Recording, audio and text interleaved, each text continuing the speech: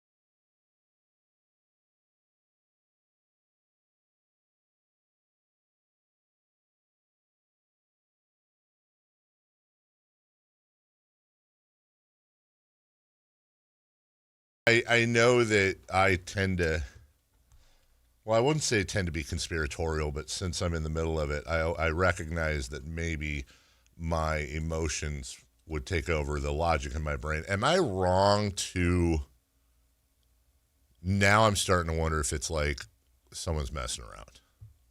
Or do you think they're just not thinking about it? Like, if you had to guess, would you say that somebody is actually messing around, like, and maliciously, or it's just a continual thing where somebody needs a adapter, which is, I think this is 2 and 3 weeks now. It was the week before I left for Mexico, and then this week.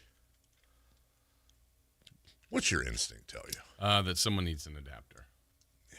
And it's someone from the weekend who's not here during the week. This never happens during the week.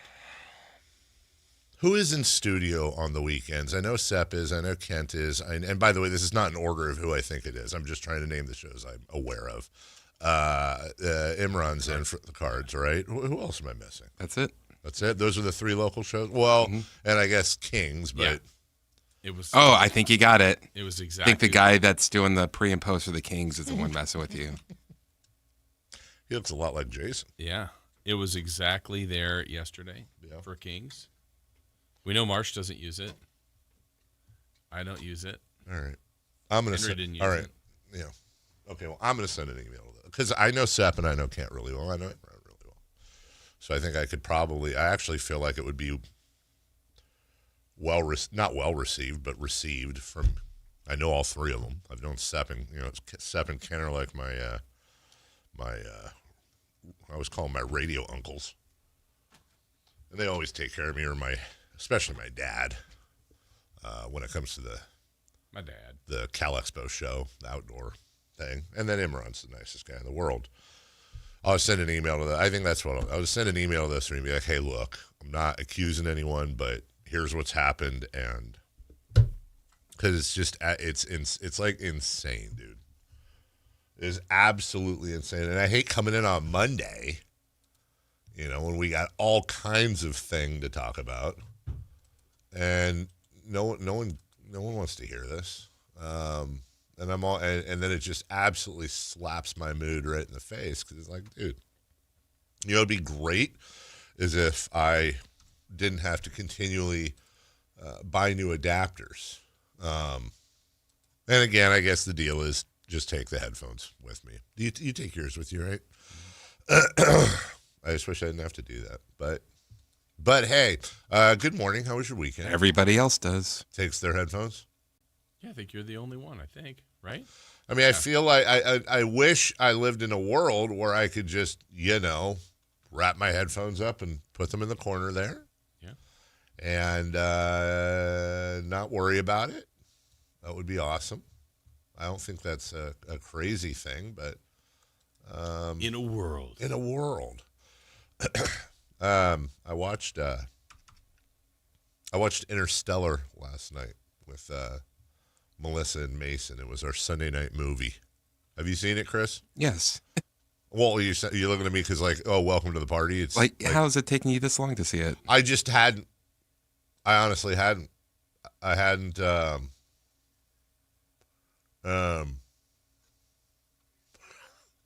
hadn't seen it. I didn't see it in the theaters, and I never saw it. I saw Gravity. I saw that in the theaters. But I think that was because I think that was like we were doing a movie premiere or something. I think it was work related. It was fine. And then last night I saw Interstellar. Jason, have you seen it? I've not. Okay, Chris, your quick thoughts. Great movie. What did you enjoy about it? I mean, give me your top line why it was a great movie. It's a fun space movie. It was fine. I was honestly a little disappointed. I was surprisingly disappointed. I actually because it doesn't end with an end. I just think I think honestly, and I recognize that it's generally considered a fantastic movie. Did great at the box office. Great cast, really, really good cast. And I loved, spoiler alert, but sorry, I loved the fact that I had no idea Matt Damon was in the movie, and then they just kind of unveil him 3/4 of the way through. I loved all that. I ended up going online and reading a little bit about it because it kind of struck me weird at the end, so I had to kind of take in what was going. I think I know why I didn't like it as much is they tried really, really hard to be accurate in their science. They had an advisor that would go back and forth with Christopher Nolan on what didn't, and they took very little in a couple places. They admitted, but they took very little artistic license. So I found myself, weirdly enough, couple things. Number one, I don't know if this is me or not, but I felt like there were a couple times where the sound of the movie drowned out some of the dialogue. So I found myself like going and like I go back and it was the same thing. Like at one point I actually rewound it because I was like, what did I miss here? But the sound of the ship or whatever was drowning out whatever the hell they were saying. And I think, is that young Timothy Chalamet in there too? It was. Yeah. That was pretty cool. Chalamet.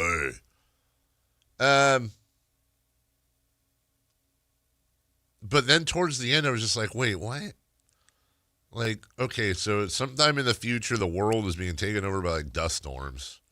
And they got to find a new place to live. And Michael Caine is a guy.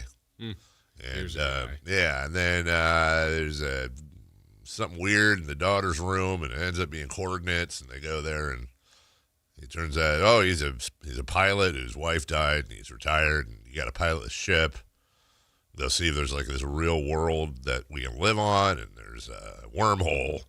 They find the wormhole, and then and then Matt Damon shows up and tries to kill him, and then they go into a black hole.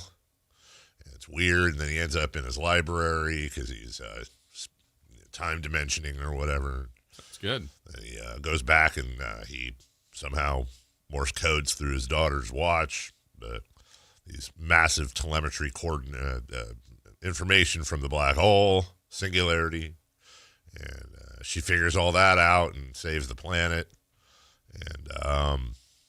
And then Matthew McConaughey got spit out of the black hole and somehow ended up off the coast of Saturn, and they found him, and he was fine. Off the coast of Saturn? Whatever. It just was a lot. I mean, I feel like maybe it would have been better as like a 3-movie series. Felt like they tried to do a lot, man. A lot in whatever it was, 2.5, 3 hours. And by the end, I was just like, I feel like I missed a few steps there. And I will say this. I feel like Interstellar is one of those movies I put in the category of Radiohead movies, as I will tend to call them, where oftentimes when I'll talk to fans of Radiohead and say, well, I like some of their stuff. A lot of the response is usually like, dude, you got to go back and listen, man. Obviously, a lot of this going over your head. You're missing a lot. And I'm like, okay, well, if I have to, lay down, what's going on in my research, I don't want to work when I go to a movie. I just entertain me with. Just get lost in the entertainment. Lost in the entertainment. I want to see the laser and the fart joke or the Why aren't movies like they were in 1983? Yeah. And then even the ones with the twist at the end. I want to see the Sixth Sense thingy or right. Whatever. I want to be like, I want to go on a Wikipedia after. You want to be stuck off the coast of Saturn. But I get it. I'm not trying to yuck anyone. I'm on that. I think some people like that. I get it, and I'm not saying like, oh, those people are lame. I just think it's like, Radiohead fans. This is just like Radiohead. Yeah, well, you're not trying to say that you're better than anybody. I'm actually what I'm saying is that oftentimes my Radiohead friends, it's a very much we're better than you are, and I'm not. Look, anyone who's a Radiohead fan, like, good for you. My best friend Brett is a Radiohead. He loves Radiohead. Some of my best friends are Radiohead fans, but also with him. Oftentimes we will differentiate on music we like because he also, he's not a musician, but he plays guitar and like his thing is like, Radiohead, they play in their chords and the progression and it's just really, it's innovative. I'm like, all right. Like, does it have a good hook? Can I, sing along and dance and whatever, I don't care what the chord progression. I admit that it's like a cool thing, and to musicians and people that like that's something. I guess it would be like if you're a casual basketball fan, you just want to see your team win and the ball go in the hoop. But then somebody's like, look at the defense they're running. It's actually ridiculous. And these bubble screens, wow. And the casual fan's like, great. I would like to see a win. Yeah, I'd like to see them make the baskets. Maybe a dunk. Yeah. I think that's kind of how it is, in some music from like somebody who's into that is like, oh, look at the bubble screen Radiohead's doing. I'm like, can I, is it like can I kick it? I can listen to Wilson Phillips. I know that like Hold On's got a one more day verse and then a great chorus. And, did that song have a bridge? I didn't know. I don't think it did. I gotta listen. It took me there. Yeah, took you to the bridge. Mm-hmm. So that's I think some people are like that with movies. Yeah. Like the A24 crowd. You're not going to hear me say that A24 movies are not good movies. A24 sucks now. Well, I mean, we talked last week. What was the A24 movie I saw? Oh, Ladybird. And I watched that because it was from Sacramento. That's why I watched it. But I feel like A24 and Radio. The most unrealistic thing about that movie takes place in 2003. There's not one mention of the Sacramento Kings. Could you imagine walking around Sacramento in 2003 and not one person said, oh, man, did you see that shot by Weber last night? Would you say that there's more references to the Sacramento Kings in the movie Step Brothers than you would Ladybird? I don't remember there being a Sacramento Kings mention. You never read about that? Not a mention, but like in the interview with Seth Rogen. Oh, is there like a Kings thing in the background? There's a Kings logo, and there's I think a Giants and a Raiders or A's, maybe a Niners. Have you ever read the idea that Step Brothers was actually set in Sacramento? No. Yeah, there's a whole if Google Step Brothers in Sacramento one of these times, and there's a whole thing about and I don't know if it. I don't think it can be because of the Catalina wine mixer. I feel like that's... It could, but it really seems like it's set in Southern California. Maybe it's set in Granite Bay. Oh, they just fly down there? Yeah. I think it's one of those how people think California is in Minnesota, where we're all just next to each other and all that. We are. Minnesota. Yeah, in Minnesota. Just saying, when I lived in Minnesota, everybody thought there were stars everywhere. And you surfed, and we all lived on the ocean. And in Minnesota. do you know what? I'm just saying. I've lived in 2 other places in my life, Nebraska and Minnesota, and in both cases, they had the same thought. What was better, Nebraska or Minnesota? Nebraska.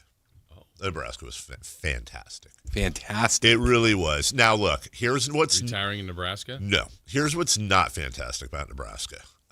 The weather in the dead of winter, the weather in the dead of summer. The shoulder seasons are great.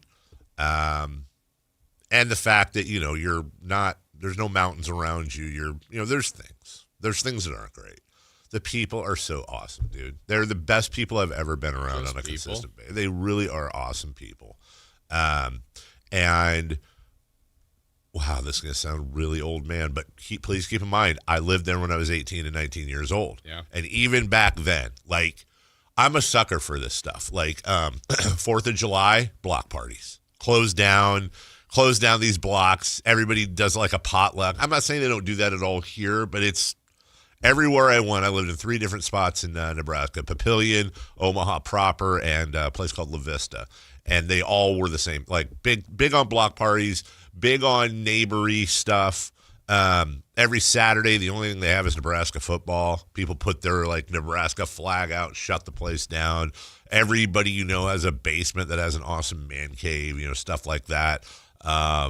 There's just a ton of stuff to do.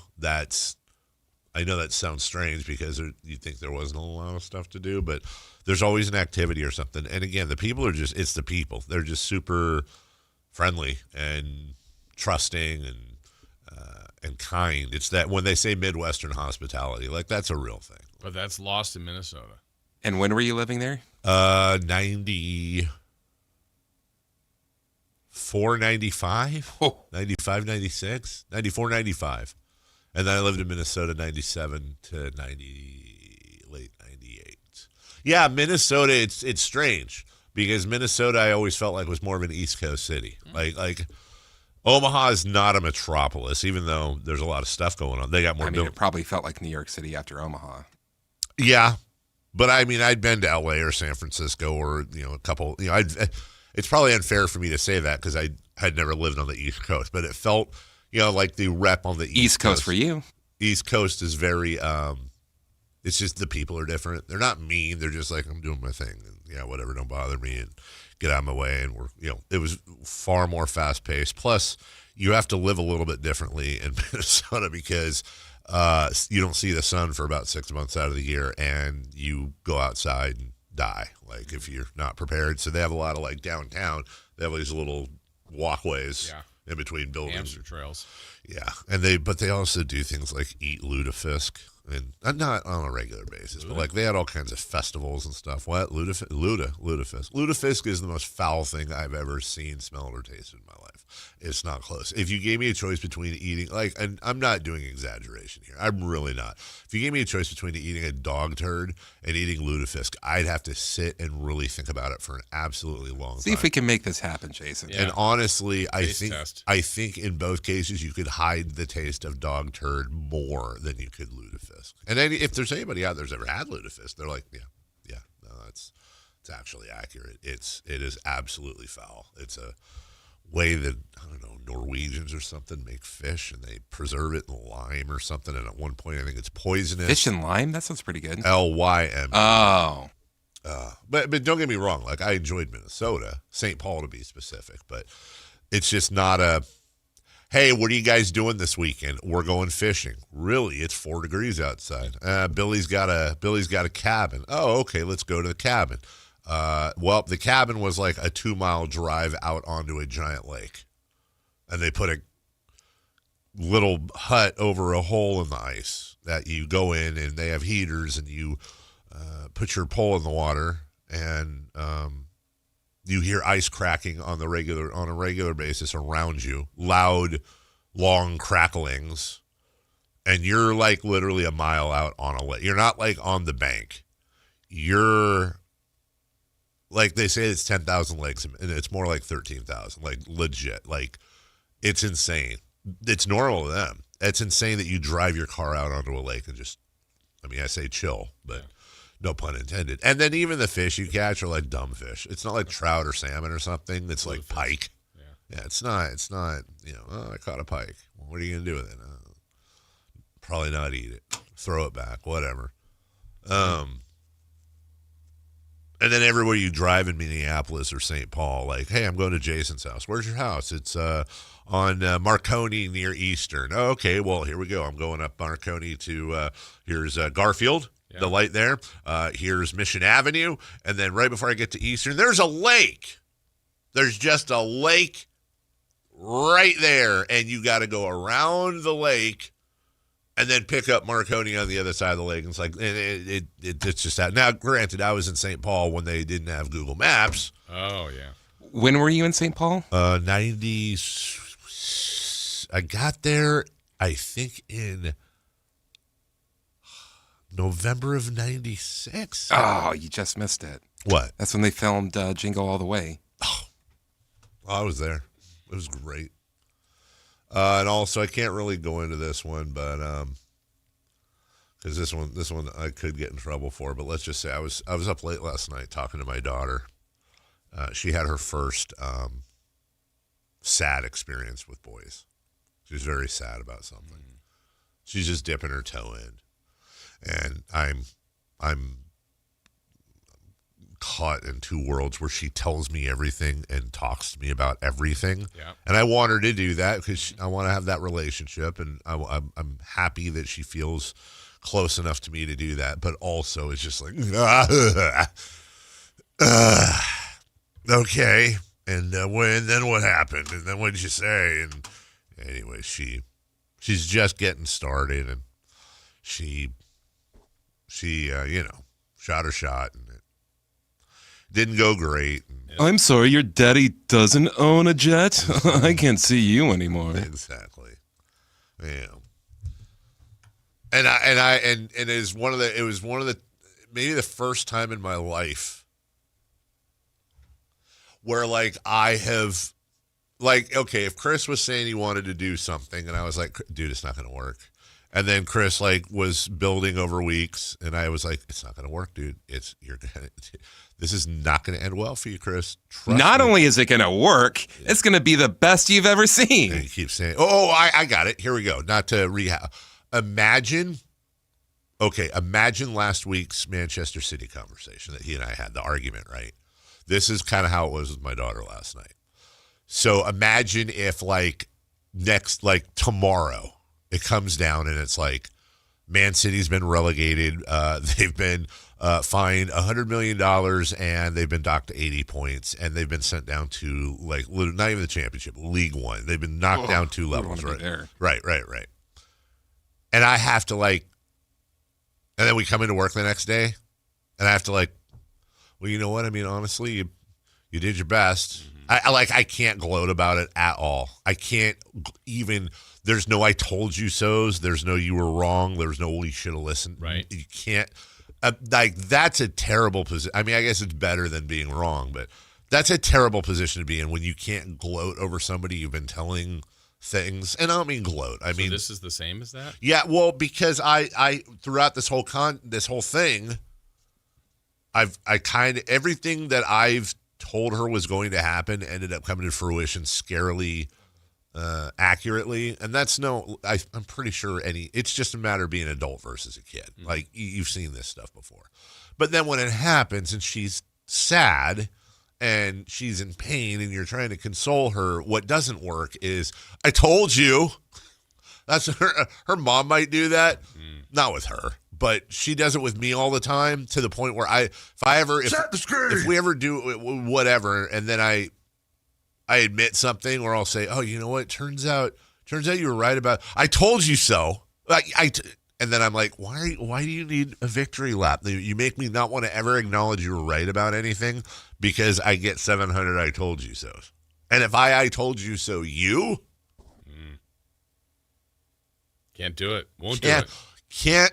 Won't. Not going to happen. So anyways, she'll be home next week, and we'll see. As I've told her many times before, me, The people are nicer at UCLA. This wouldn't happen at UCLA, would it have? Yes, and I did see that USC's leading scorer is not on the team anymore. It's a weird story, by the way. I don't know. It is Monday, though. It's the start of a week. Strangely, we're coming off a Sacramento Kings loss over the weekend. Strangely. Yeah. Not used to that. So we're gonna talk a little bit about that. We've also we'll go around the world of sports. There's a few things happening there. I don't know. Did you watch any golf yesterday? I did not. Shane Lowry, the hero of the Ryder Cup, was leading a bunch of unknowns by like 4 strokes going into the, I think, 15th hole. And he goes double-double on 15 and 16. He goes from being up 4 to being down 2 and loses the. I've never seen that. Was a collapse. Is that where he had that weird drive? Yeah, that one. You're talking about the one that went low and left, like something you or I might do. Yeah, no, that one actually made it through. I think he parred that hole. No, he went in the water. I think on 2. I know he went in the water on the second hole. Might have gone and like literally shots you and I would hit, like Shanko to the right, that type of thing. All right, we'll take a break. When we come back, hey, Kings Lakers played last night. We got highlights for you, courtesy of Gary Gerald. Next. You never know what you might hear when listening to a Sacramento Kings game. Out of Keegan, going for another triple. Man, is he feeling it. Keegan, can he do it? Yes, there's number 11, Keegan Murray. Keegan steps back. He just knocked down his 12th three-pointer, a Kings franchise record. He's got 45 points. Never miss a moment of Sacramento Kings basketball with Sactown Sports and the Sactown Sports app. Guys, did you know your testosterone affects everything in your system, including how you feel and perform every day? Right now, Revive Men's Health Sacramento will check your testosterone for free. Knowing your T levels is the first step in understanding if you have low T. Your testosterone level impacts your energy, libido, sleep, weight, hair loss, mood, and even ED.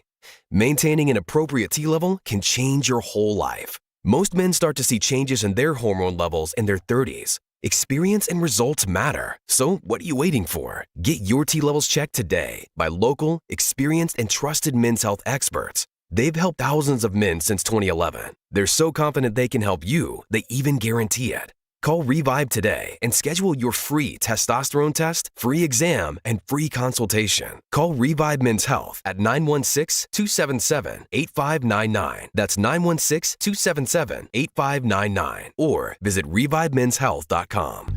At InShape, we have a place for every kind of mover. The Sometimer, the early riser, the after-work grinder, the yogi, lifter, bodybuilder, walker, runner, swimmer, spinner, stretcher, rower, climber, jumper, dancer, boxer, sauna seeker, recoverer. Basically, if you walk, lift, stretch, or sweat, you belong at InShape. So whether it's your first time or your first time in a while, start the year strong and join today at InShape.com. Find a location nearest to you. Spring is here, and there's really nothing better than hitting the open road in a new Honda. Whether you're shopping new or pre-owned, Stockton Honda has the selection and savings, plus get top dollar for your trade. And while life's roads are often filled with bumps, buying from Stockton Honda couldn't be smoother. Wherever the road you travel might lead, Stockton Honda is happy to get you there. Come in today or go to StocktonHonda.com. Anytime, anywhere, it's all here. StocktonHonda.com. Get ready, Sacramento. The Sacramento Boat Show and Big RV Show is taking over Cal Expo, March 5th through March 8th. It's 2 huge shows, one massive event. Don't miss it. Get details now at 2hugeshows.com.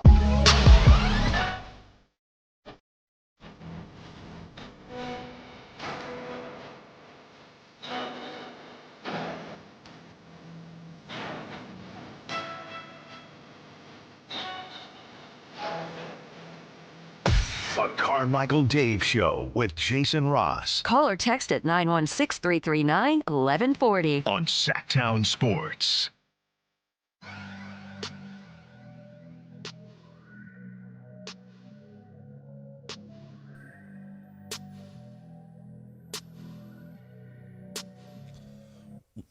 Welcome back, Carmichael Dave, Jason Ross. I don't know what internet Chris is on, but it's like not the internet we're on. Chrisernet.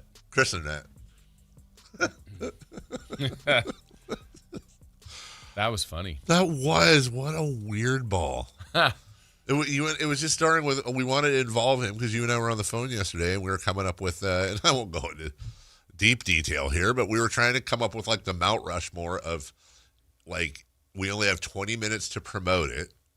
Guests that we could have on that would like get the most audience but living. And I said at one point, like, because we were talking about like presidents and popes and Tiger Woods and the popes. Yeah, well, are there two? Yeah, there are two living popes. Just one. Did they both? Really? No, I think the last one's still alive, but then the one before isn't. Oh, come on, Kentavious Caldwell. Marquez, is Marquez? Mm-hmm. And there's Mark Pope, the coach at Kentucky. No. It's just the one Pope still alive. Really? Never J.D. Vance killed the last one? You're an idiot. I thought it was two. I thought is it the one before the last one that's still alive? He stepped down, but he passed away as well. And then the one that hold on. Oh yeah, that's why we have the new Pope, is because the old one passed. Yeah, that's great. The Chicago Pope. That's right. So, anyways, and then I was saying, you know what? Honestly, it ended up being like Taylor Swift or like a K-pop guy. Mm-hmm. Honestly, that's K-pop. probably yeah. Oh, that would combine them. Mm-hmm. Oh my goodness, that would be amazing. Well, we don't have any of them. What we do have are Kings Lakers highlights. We're happy to share with you. Here's the way the game started out. The play. Ball in the hands of Russell Westbrook. Gives to Achua. Swings now to Nick Clifford on the right wing. Back now to Renault. Swing it back on top to Russ. Looks. Here's Debo off the curl. Firing and scoring on the 2-ball just above the free throw line. Perfectly executed by the Kings on the opening possession for the 2-0 lead. Stop the count. And that's how it would end. Yeah. So Demar DeRozan opens the scoring with a nice little 2-point shot, right? 2-0. Yeah. What could go wrong? What could possibly go wrong? Well, here's what I find interesting is that DeMar DeRozan at that point was 1 of 1. That would represent 20% of his total shot attempts for the evening. Okay. As he was 3 of 5. More on that later. Somebody must have put the crunk juice out for DeAndre Ayton because he started out with a bucket. Lobs the ball out now to James. James isolated against Clifford on the left side. Looks for a cutter in the paint. Drawing the foul and scoring is DeAndre Ayton. 6 straight points for the Lakers. They lead 6-2 and an and one opportunity for 27-year-old DeAndre Ayton. So, spoiler alert, the Kings lost, and they weren't ever really in the game, and it was evident very early that this was going to be a loss. 36-18 after the first quarter. Kings outscored the Lakers by 3 in the second. Hey, there we go. And then it was, Lakers outscored the Kings by 5 in the third and 4 in the fourth, and they end up winning, the Lakers do, by 24. It was what it was. You know how we had the conversation last week, though, about like favorite wins. What is a win that you saw? Well, there was a specific game last week, I want to say. I'm blanking that we really liked. Dallas win. The Dallas win. Thank you very much. This wasn't a perfect loss, if there's a such thing. But Jason, when I see Maxime Reynaud with 16 and 13 in 34 minutes, when I see Nick Clifford, which, let's just be honest, that was the whole game right there, was seeing Nick Clifford with, I believe, a career high 26, correct? Was it, or did he have one other? No, yeah, he had a 30. That's right, he did. I mixed that up because I knew that I knew Max Reynaud did as well. Nick is really, and we're gonna talk about this in Three-fer, but he's starting to come into his own a little bit over the last few. Like, you're starting to see what Scott Perry and the Scouts saw with Nick, and maybe this is a a flash. But hey, at least there's a flash, right? And I enjoy that. Like I don't care. We're not into the wins right now, and losses unfortunately benefit the team more in the long run right now. But to get a loss and take care of that, but also see a lot of stuff these guys were doing. Here's a floater from Neek Clifford. Feeds the pass out to Clifford, swings it to Westbrook, sidesteps the defender, back now to Neek, teardrop floater to beat the buzzer, and he scores it. Nice control and a nice result that time for Neek Clifford. He's now 6 of 10 from the floor. He's got 14 points. He leads Sacramento in scoring. Russ was 6 of 16 with 14 points, 5 assists, 4 rebounds. And again, would I rather see someone else getting those minutes? Probably. Mm-hmm. Do I want Russ taking 16 shots? I do not. But I don't blame him. But he's going to. He's absolutely going to. I'd rather see more stuff like this from Neek Clifford. 91-69. Neek going for 3. Score it from the right wing. Well done. Neek Clifford now has himself a 20-point ball game, complemented by 6 boards and a couple of assists. That was his first 3-point attempt of the night. Successful. So I don't know who they're going to draft, unfortunately. I don't have that information, Jason Ross. And I'm not trying to stretch here, but I'm thinking, okay, Devin Carter, Neek Clifford. Do we agree? Is Neek Clifford naturally, is his best spot a 2? Or is he a 2-3? He's 6'5". Yeah, I think it's still to be determined. Yeah, to me. If we assume, if we allow for the fact, I'm just trying to think of it. I know this is impossible, like roster construction for next year and who is the actual core. Like Keegan Murray, hopefully, is the 3. Like I think we've had this conversation before where that seems to be his best position, and he's going to be the highest paid player on this team very soon, depending on roster moves. My assumption is, in a perfect world, that somehow Levine, DeRozan, Russ, and Sabonis are all gone for whatever we get back for them. And when we talk about the future core, is it guys that would qualify to be in the future core? Devin Carter, Neek Clifford, Keegan Murray. And then the other question I was thinking about is, I think we've seen it, but you've seen every minute of every game and have a better memory than me. Have we seen much of Rayno and Cardwell sharing the floor? Not a ton, but they have a little bit. Yeah, not a ton, though. Because I would imagine that's probably, am I missing something? Carter, Neek, Keegan, Rayno, and Cardwell. Apologies to, Plowden and a couple others, but is that whether they hold on to him or not, I don't know, but are those the 5 qualifiers for the core as of right now, do you think? Probably qualifiers. 1, age, 2, contract. Yeah. Right? I mean, we talked about Plowden last week. It was like, oh, good, young guys. It's like, well, Plowden's 27. Right. Anna Free, do we Chua's nice. That's what I was going to ask you. I don't. Yeah. I mean, I think he's probably playing himself into a contract for another team. So the weird part is the way to begin. That's why I still think next year, no matter what pick they have, as they begin the year, barring any trades, DeRozan, Sabonis, Levine will be here. Yeah. Yep. They will. Now, by moving off of Schroeder, and I don't think they're going to re-sign Russ. It's just a gut feeling. Yeah. They're going to need a point guard or point guards. Yeah, which is interesting because if they get the number 1 pick and that's Darren Peterson, then, well, there you go. And they'll still need somebody else there. But if it's Boozer, if it's DePonsa, it's interesting, too, if it's DePonsa because he's, a 3-ish, give or take, which is, look, I'm not saying, hey, don't draft him because you have Keegan there, duh. Right. But it would seem that either Peterson or Boozer are the better roster fits, but the Kings are nowhere near, anything other than best player available. Right. Hey, Bagley fit better than Luka. He did. Luka's 15 times the play. I don't know, 15 times, but whatever. That's too much. You think so? Yeah. You know what's crazy with the Kings I was looking at as of right now? Because we've talked about how they are 8th. If league in payroll, which is, I mean, it's not hilarious, but it's just like, are you serious? You know, as of right now, they're 4th in the league in payroll next year. Already, okay. Yeah.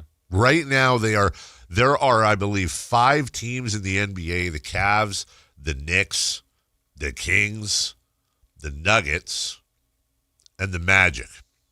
There are 5 teams in the NBA that have $200 million or more committed for next season. And the Sacramento Kings have the 4th. It's like, well, they won't spend. Well, no, they will. Mm-hmm. The 4th most. They are 8th this year and 4th next year. I don't think that's going to be the case next year, I would imagine. But dear Lord, like the one thing is, like, if you're going to suck cheaply. Well, they're not doing that. No, they aren't. We'll take a break. When we come back, we go around the NBA. The end of the Spurs streak. More surgery for a big man. And did the Sacramento Kings make a boo-boo at the trade deadline by not doing what we thought they were going to do? We'll talk about that next. Stay up to date on Sacramento sports. Join the Sactown Sports 1140 newsletter. Visit SactownSports.com. Get in the zone, AutoZone. Jeff's day is off to a slow start. So he heads to AutoZone, America's #1 battery destination, where Sammy, a local AutoZoner, tests his battery for free. Looks like he just needs a charge. And Sammy does that for free too. In no time at all, Jeff is back on the road, ready to finish the day strong. Free battery testing and charging at every store. No hassles, just help. Get in the zone, AutoZone. Restrictions apply. Confidence is knowing you're ready to handle whatever comes your way. That's what it feels like to take on your workday with Cintas. They make sure your AEDs are up to date, your fire extinguishers are tested and inspected, your floor mats are cleaned and delivered, and your workwear looks good, feels good, and is freshly laundered with the Cintas Apparel Plus program. So are you ready to take on today? Visit Cintas.com. Oh, I'm ready! And get ready for the workday. So my friends over at Pure Talk have been sending me customer feedback from consumeraffairs.com, where thousands of people rate and review the top wireless providers. Here, for instance, is a nice note from James in Raleigh, North Carolina, who writes, quote, "After hearing Mike Rowe's ad, we made the switch to Pure Talk, and we couldn't be happier. We went from spending $1,200 a year with T-Mobile to $420 with Pure Talk. Thanks, Mike. Switch today! Exclamation point. Pure Talk is saving James $820 a year. And because he literally wrote the words switch today in capital letters with an exclamation point, I'm going to go ahead and dedicate this commercial to him. So folks, take it from James in Raleigh, North Carolina. Pure Talk can give you unlimited talk, text, and plenty of data for just $25 a month on the same 5G service the big guys are overcharging you for. Just dial pound 250, say Mike Rowe. You'll also save 50% off your first month. That's pound 250 to save an additional 50%. Thanks, James. Talking about guns with others might not always feel comfortable, but it could save a life. Here's a way to start a conversation. Your family is going over to your neighbor's home for dinner for the first time. How would you ask if there are any unlocked guns in the home? Hey, we're so excited for tonight. Before we come over, though, may I ask if there are any unlocked guns in your home? Our guns are stored securely, locked in a safe that the kids can't access. Awesome. Learn how to have the conversation at agreetoagree.org. Brought to you by the Ad Council. It all comes down to this, folks. Yep, the entire season is on the line. But my throat has officially thrown in the towel. Sounds like you need Vicks VapoCool drops. They're max strength and vaporize sore throat pain. Whoa! These VapoCool drops hit fast. Speaking of fast, did you just see that play? Yeah, he vaporized that ball. That pun should have come with a penalty. Vaporize sore throat pain with Vicks VapoCool drops. Use as directed. If your business depends on reliable vehicles, it's time to upgrade your fleet at myelkgrovechevrolet.com. We specialize in fleet pricing, bulk discounts, and fast approvals, so your team stays on the road and on the job. From work trucks and vans to fuel-efficient sedans and SUVs, we have the inventory, service, and financing to keep your business moving. Call or visit myelkgrovechevrolet.com today and ask about exclusive fleet savings. myelkgrovechevrolet.com. Driving business forward. Talking about guns with others might not always feel comfortable, but it could save a life. Here's a way to start a conversation. Your family is going over to your neighbor's home for dinner for the first time. How would you ask if there are any unlocked guns in the home? Hey. Hey, we're so excited for tonight. Before we come over, though, may I ask if there are any unlocked guns in your home? Our guns are stored securely, locked in a safe that the kids can't access. Awesome. Learn how to have the conversation at agreetoagree.org. Brought to you by the Ad Council. It all comes down to this, folks. Yep, the entire season is on the line. But my throat has officially thrown in the towel. Sounds like you need Vicks VapoCool drops. They're max strength and vaporize sore throat pain. Whoa! These VapoCool drops hit fast. Speaking of fast, did you just see that play? Yeah, he vaporized that ball. That pun should have come with a penalty. Vaporize sore throat pain with Vicks VapoCool drops. Use as directed.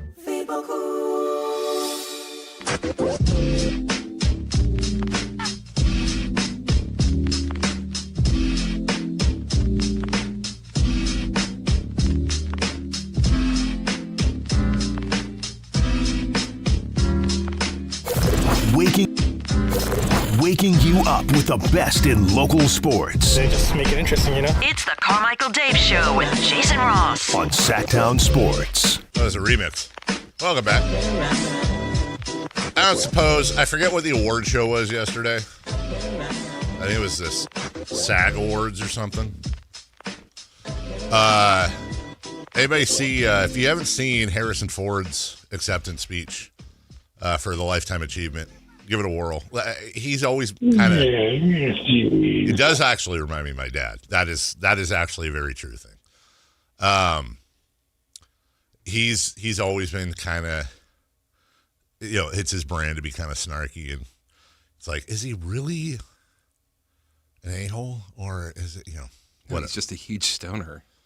But he talked for about 5 minutes, and it's the most humble and introspective and I mean, you had that whole room of actors and power players. You could hear a pin drop, just emotional. One of the few times I've ever heard him actually show real appreciation for the Star Wars franchise. If you get a chance, it's out there. Watch it. It's a good use of your dork. 5 minutes. Why dork? Oh, Star Wars or Harrison Ford? Star Wars, which you have or haven't seen. I know Jason has, and I always forget with you. I've seen it. What do you mean? I thought one of you guys didn't do. I saw the first three. I got you. Which is what? I saw the 4, 5, and 6. First three. Then I saw the first prequel, and I'm like, I'm going to take a break for a while. And you're still on that break? No. Oh, you watched them all? I didn't see any of the prequels, but I saw the sequels. I saw Rogue One. I really liked Rogue One. Yeah, that tracks. Did you? So you. Wait, you saw the middle three, which were the first three. It's always fun to talk about. And then you saw the first prequel, which was movie 4. Yes. You have not seen movies 5 and 6, episodes 2 and 3. Yes. But you have seen episodes 7, 8, and 9? Yes. Weird. Really interesting. Just weird that's, I don't know that I've ever heard that before. I might hear some people say I watched the first prequel and quit, or I watched the prequels and didn't want to do the final 3. Well, I saw Rogue One, and I like that. I'm like, oh, well, these should be good. And then it's kind of just, If you watched them in order now, would they make sense? Not in the order they came out, in the order 1 through 9. Yeah. They would. They do a pretty... they would make sense. The problem is that... All 3 are so old. They're so old. It's just... It's strange that when you watch like the prequels, for example, we will move on quickly because I could talk about this for 5 hours. When you watch, for example, the lightsaber battle between Qui-Gon Jinn and Obi-Wan Kenobi versus Darth Maul, it is a stunning display of visuals and acrobatics. Then when you fast forward and you're watching the Star Wars or Return of the Jedi, and you see, for example, Darth Vader versus old Obi-Wan Kenobi, Alec Guinness, or you watch Vader versus Luke in the final one, it's like going from like Premier League soccer to like when you watch your kids in 4th grade. which doesn't really track because you think people get better, but it's just basically swinging a lightsaber haphazardly left and right and yelling a lot, whereas they're doing flips and all kinds of crazy cool stuff in the first. Yeah, that part, that you have to suspend reality for that. But the storyline tracks, which is everything about it is pretty rad, except George Lucas has absolute... I don't know which is worse, George Lucas's ability to write romance or Aaron Sorkin's ability to write about women. And that says something. I like films. Yeah. I like to talk about romance. Not great. Chris's Spurs finally had their 11-game winning streak snapped. And not just snapped, Jason Ross, but... Mike Brown got De'Aaron Fox. Ooh. Man. It was great. It makes you wonder, did Mike Brown tell his very good defensive New York Knicks the secret sauce with De'Aaron Fox? Because boy, oh boy, did that. Let's put it this way. Fox and Harrison Barnes in a combined 48 minutes, they had combined 10 points on 4 of 12 shooting. Wow. Yeah. De'Aaron Fox was 3 of 10. Victor Wembanyama did all he could, 25 and 13 to go with 4 blocks, but he had 7 turnovers. Meanwhile, the Knicks beat him down by 25. Wow. Impressive. Very impressive. That's a way to stop a streak. Yeah, they kind of snapped that over their knee. Yeah, they did.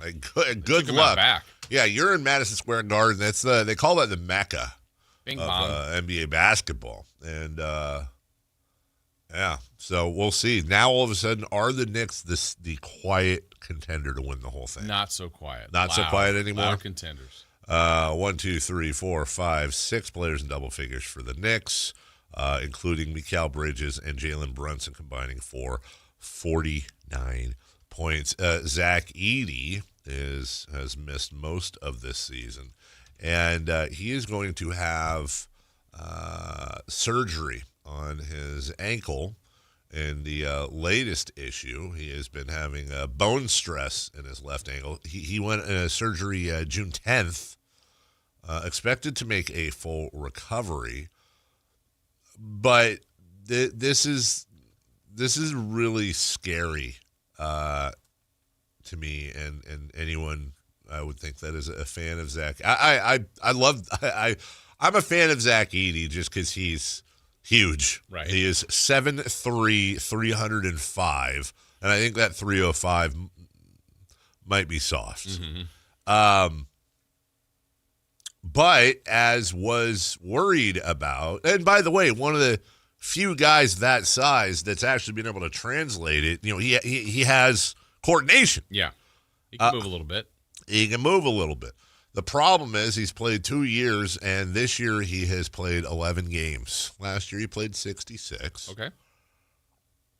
But the worry there is somebody on the Kings training staff from long ago told me, meaning it was a few years back, said generally big men don't recover well they don't get better when you start seeing lower body injuries, knee and below, and that the big worry is ankle, plantar fasciitis, foot, anything down there tends to be chronic.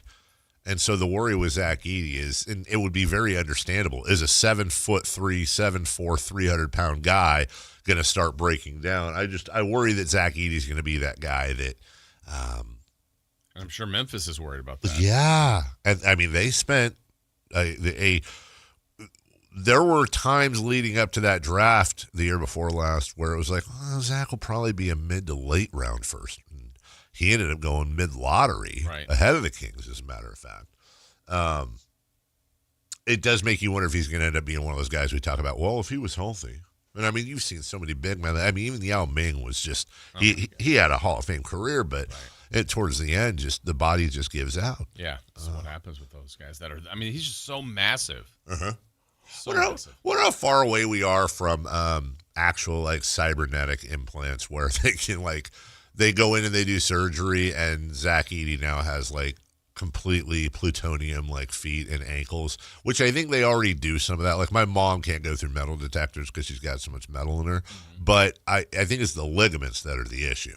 Right. So like how far away are we from synthesizing? Maybe we already have bionic ligaments. Yeah, like and not necessarily bionic in the sense like where you're jumping like but like exactly like what if it's like we all your ligaments have now you've now been given like nylon unbreakable terrible ligaments that are 400 times better.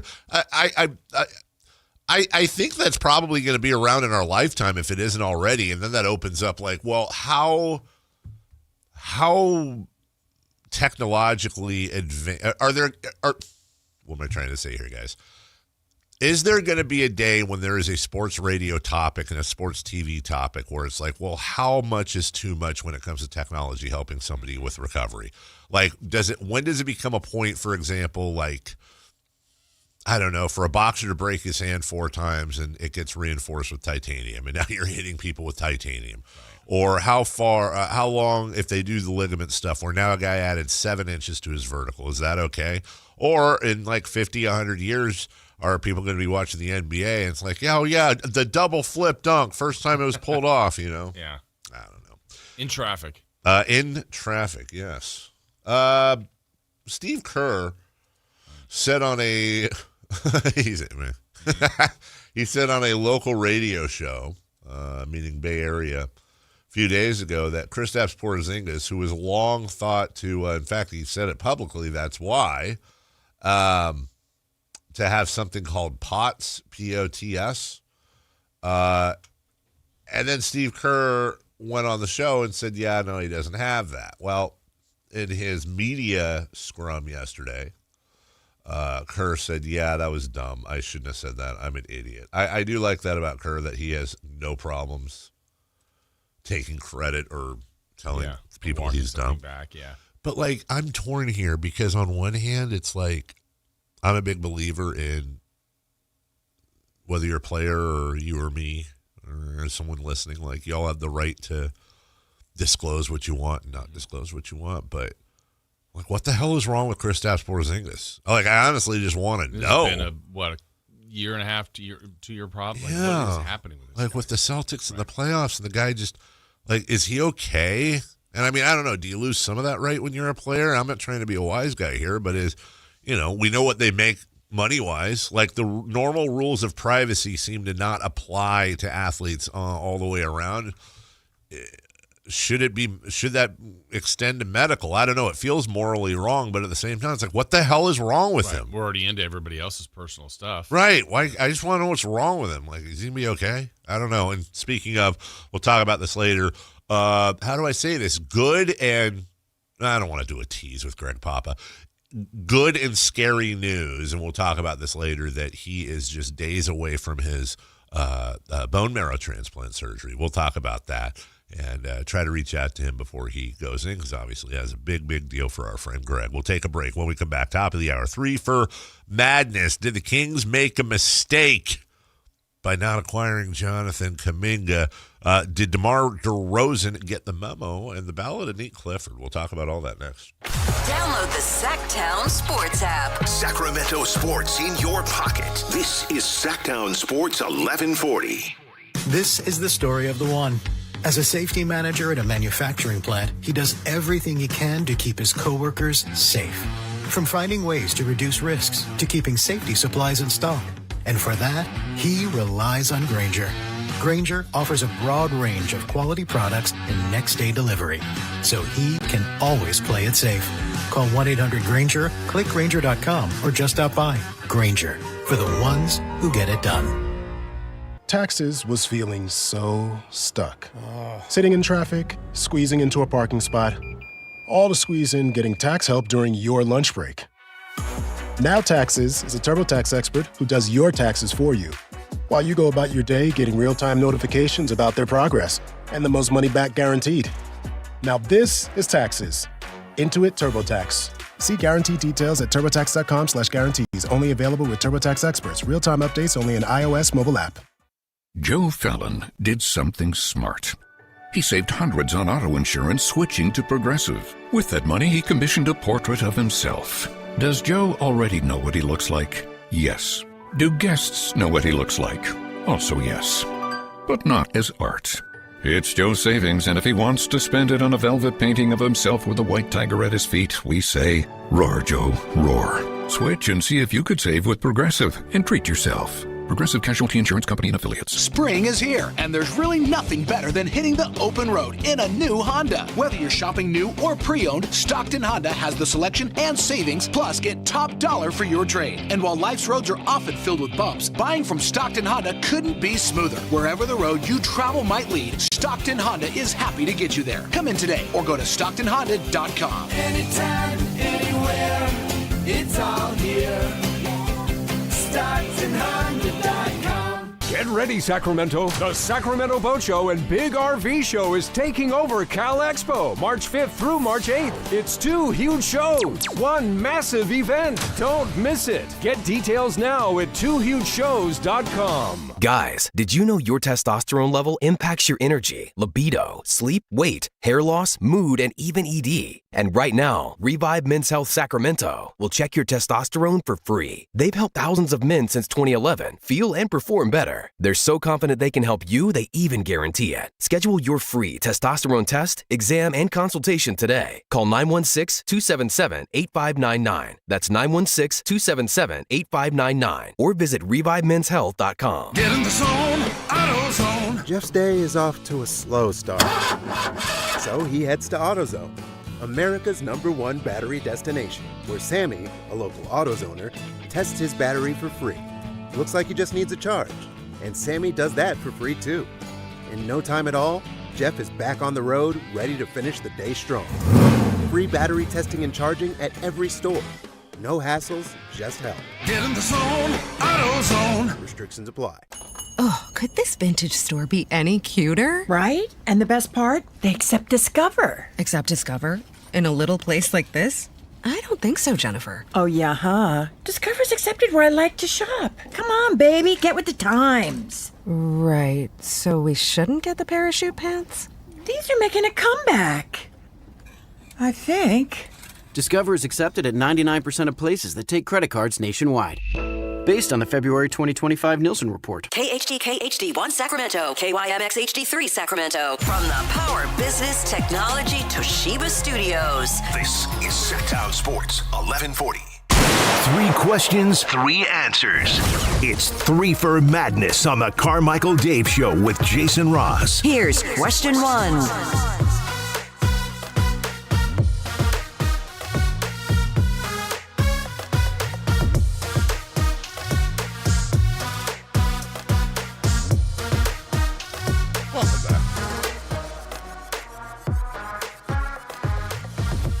Three-fer Madness, Sacramento Kings edition. Question 1. Did the Kings make a mistake in not acquiring Jonathan Kaminga? I mean, it sure looks like it, right? But I think it's nuanced because the question could be, wow, is Jonathan Kaminga in a very short, 3-game cycle looking like he would have been a great pickup for the Kings? Yes. Without a doubt. Without a doubt. As a matter of fact, Atlanta Hawks fans yesterday were chanting "Thank you, Warriors" while Kaminga was at the line.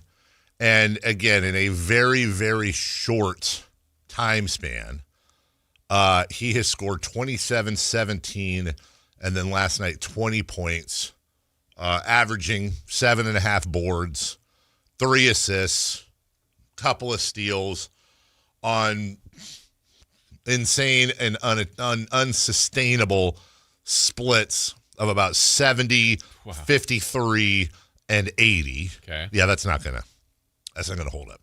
Now, this is not, I don't think people are looking at that and going, well, that's an impossible thing for him to do, because there's been flashes, and we saw that mainly flash last year in the playoffs when, due to injury, he was forced into that series against Minnesota, and he scored 7, 18, 30, 23.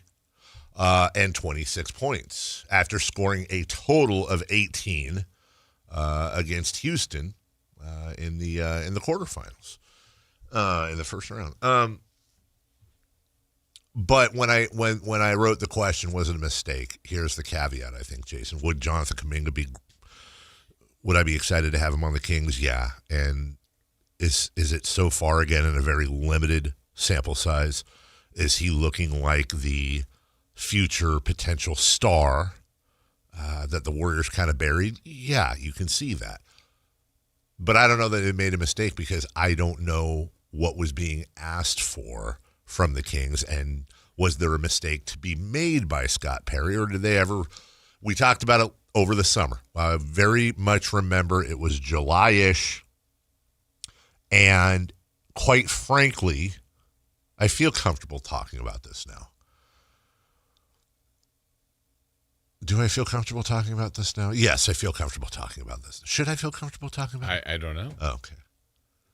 Somebody was leaking information from inside the Kings that was not right. It was patently not right. It wasn't Scott Perry. And I think there were people that were getting those leaks. And this is where it's really delicate because I'm just going to use an example that didn't happen that's super outlandish. But let's say that I came on tomorrow and I said, I've learned that the Kings are not going to re-sign Russ, and they're going to release DeMar at the end of the season, and they're also going to buy out Zach LaVine, and they expect to trade Domantas Sabonis by the end of the summer. Okay. And none of that happens. But my inside source was Vivek Ranadive. Like, I'm just thinking of, I'm using Vivek because he's you would think the most unimpeachable. If you had a direct line to Vivek and he's like, yeah, here's what we're going to do. Just, you can report it, but just on background, right? Well, I'm going to look like a wiener schnitzel, obviously. I'm going to look like I don't know what the hell I'm talking about. I'm going to look like an idiot. And I'm doing this to defend anyone in the media that was reporting on this Kaminga thing in the summer. I don't blame them because I think I know who they were talking to, and no, I won't share that. And I don't blame them. It's like, I can't come out and say, but Vivek told me this. I can't say that. I just have to eat it. But you can't blame me for reporting it. I got it from a great source. Right. And it's unfortunate because, and what I'm talking about specifically is there was a very short period this summer over a 2-3 day, maybe 4 day period. I remember this because I was not here, and you and I were talking about it a lot. But I was doing the July vacation, and I remember spending a lot of time on this with you and others because we were perplexed. Because a lot of the reporting, like in particular, one was like, he's expected this deal is expected to be done by, I think it was expected to be done by this Sunday, or would be shocked if it wasn't done by this Sunday. And you had some pretty big names here in town, maybe not saying he was coming here, but saying like it's pretty much like this is where it's going. And all we're hearing is they're talking, but they're talking to a lot of people, and nothing is even close to done. And I say that because I don't want Kings fans to think that like Perry was on the verge of the Jonathan Kaminga acquisition for the Sacramento Kings was never as close as it was reported by some, both locally and nationally. And I don't blame them. I really don't blame them for reporting that. It's just the way it was. Yeah. Did he make a mistake? I don't think he made a mistake necessarily. Who's he in this? Perry. But time will tell, too, because here's the thing. If Jonathan Kaminga ends up averaging, 25, 8, and 8, and has a great career, well, then, yeah, he made a mistake. He should have offered whatever the hell it would have took, including a future unprotected first-round pick. But that wasn't going to fly right now. And he has to err on the side of caution when it comes to that type of thing. So I don't think it was a mistake, at least not now, but boy, Kaminga sure would. It would be nice to have that as a bright spot towards the end of the year. Yeah, I guess it's always in how you look at things. I agree with you in the sense that we don't know exactly what the deal was, but I think one area, it depends on how you look at things. How about if you look at it this way and you say, was it a mistake? Well, they didn't get him, but then you go, how has he looked on another team? Maybe the instincts were right, though. Yeah. The fact that the player they were interested in looks to be a player they should have been interested in. We're not going, man, good thing they didn't get Kaminga. It's more of, man, it's too bad they didn't get Kaminga. So I think the instincts on their desire, their very public desire to get him, at this moment look like they were the right instincts. So I think that's a good thing. It doesn't mean the next one they get right or that, these are difficult things we've talked about how difficult it is to be a GM, to get more of your decisions on the right side of it. And I think this one would have been, but what was the cost? And also, the other part is, were the Warriors even going to do it? Sometimes some teams' instincts are like, you know what? They're in our division. They're in the West. They're right here. Like, if he goes to that team and very front-facing in front of us goes off, like 80 miles away, like, is this what we want? Now, if he goes off in Atlanta, it's like, all right, he goes off in Atlanta, but they won't see it as much, That's why you generally don't see, like, when a trade is rumored between the Kings and Warriors, or especially Kings-Lakers, it almost never happens. And longtime Kings fans will remember, Billy Owens, Mitch Richmond, that type of thing. But we're going back 30 years for stuff like that. Also, and not that Kaminga is a star, at least not yet, but the old adage is, if a star or superstar type player is up for a trade, there's a 90-something, I don't have the numbers, but I'll bet you it's in the low 90s, if not mid-90s, % chance that that star will go to a separate conference. Right. It almost always happens that way. You had what, Kawhi go from the Spurs to Toronto, and then Toronto to the Clippers. You had Harden. I mean, how many times has he switched conferences? You had Donovan Mitchell go from Utah to Cleveland. I'm trying to think of other. Honestly, the one that bucks that trend recently, to be honest with you, is Luka Doncic.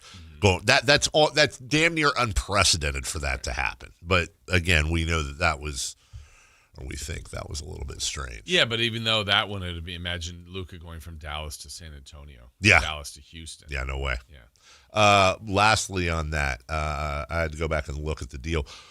Would you have been comfortable and understanding that there would have had to been more involved for salary purposes? Not a ton more, but more. Would you have been okay with the Kings acquiring Jonathan Kaminga straight up for well, it wouldn't have been straight up, but Kaminga and whoever salary filler for Domantas Sabonis?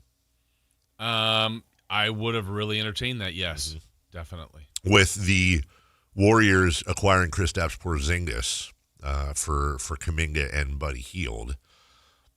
Now, Porzingis makes about $12 million a year less than Sabonis, and he's an expiring contract. But at the same time, I don't know this, but it certainly doesn't appear that the Warriors are going to hold on to Porzingis, unless, of course, he's willing to sign. Sounds like Porzingis needs to worry about his career playing next year. His own health, yeah. Whereas Sabonis would have given that would have been entertaining just in itself to have Sabonis and Draymond Green on the same team. How does that first? I bet you, we always talk about that stuff. I bet you the first interaction would have been, "Hey, man, we're on the same team now. I got your back." Yeah. But it would have been. That's the past. Yeah. Past is in the past. Number 2, please.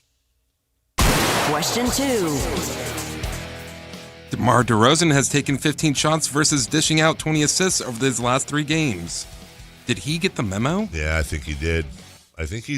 And I it's like I have so much respect for him for doing this, but also it's kind of a little, like, just as a basketball fan, it's kind of a little sad. Like, I want him to go. Same thing with Russ. Like, we don't all the good stuff you guys do, this is the wrong team to do it for, and I wish that they had a chance to be, like, I feel like they deserve, especially DeMar, deserves a chance to be a contributor on a playoff team. I don't know if other playoff teams see it that way. It takes 2 to tango. But what are we talking about here? In the last 3 games, DeMar DeRozan has taken a grand total of 15 shots. Now, for perspective, I believe I have this right. Russ Westbrook took 16 last night. In the last 3 games, DeMar DeRozan has taken 15 shots. He's dished out 20 assists, just as Christopher Law just said. It sounds very much like he is out there to be a guiding hand, but also to be a facilitator for these young guys. And I love that. And I don't blame Russ. Who knows if they asked him that or not. He was just like, yeah, no. Like, he gave that one look, when the guy asked him the weird question, okay, see that meme? He's just, come on. I don't know what the background is on that. But I know DeMar's doing it, and that DeMar DeRozan, I think, is incredibly valuable to this team. Yeah, so what's the stats? 15 shots for DeRozan 15 shots, games? 20 assists, in 3 games. So Russ, in the last 3 games, has taken 35, and he missed 1 game. That's a lot. So that's the dramatic difference between the two. Yes. Yeah, it's funny, and of all the things, too, like if he cared as much, I'm not saying he cares less than Russell Westbrook, but DeMar is like closing in on Steph. Steph's out for a little bit here, like maybe 10 more days, 10 more games, or 5 more games, I think it is. He could catch him. Yeah. And only to probably have, Curry go back and forth with him. He's got a couple other guys he can keep moving up the ladder with. But yeah, I think he's playing the right way. I think DeMar generally has been, and I think he's had a really good season. Yes. And I think there was a narrative here for a while, maybe it was a fair one, where there was a sense of like it being a ball stopper when it got to DeMar DeRozan. I just feel that so much less with him. Yeah. He's a smart player, gets to his spots, knows how to score. I think he's helpful for these young guys. And Russ too. I mean, it's not dog, they just do it differently. Russ is super aggressive. Like, I wish we could take some serum of Russ and input that into Keegan and just go, like, Russ is going to get his shots. We want Keegan to get his shots or some of the other guys to be aggressive. Need Clifford maybe a little bit more. Well, hopefully that's the example Russ is setting. DeMar is setting a different kind of example. It doesn't mean you can learn from every single player that's out there. But, DeMar has just been a wonderful teammate here, a great pro. He really has. And just so people understand as well, when we're talking about Russ or DeMar, 5 p.m. yesterday was the deadline for buyout players to be eligible for the postseason. So I don't know if there's a loophole there or something we don't know about, but obviously you can't trade them. Yeah. I would like to believe, and I don't know this for a fact, but I would like to believe that Scott Perry and or DeMar or Russ's agents kind of scoped the league and said, hey, if our guy gets out of this situation, would you be willing as a playoff team to pursue our guy? And if that answer came back, then I'm glad the Kings didn't just cut him just to go sit at home. No, I agree. I 100% agree. So I hope they did the right thing by checking around. And if maybe that's a sign like, hey, no thanks. Not interested at this point. And at this point, you're not trading him. You're just giving him an opportunity. No, and the only other really open options there are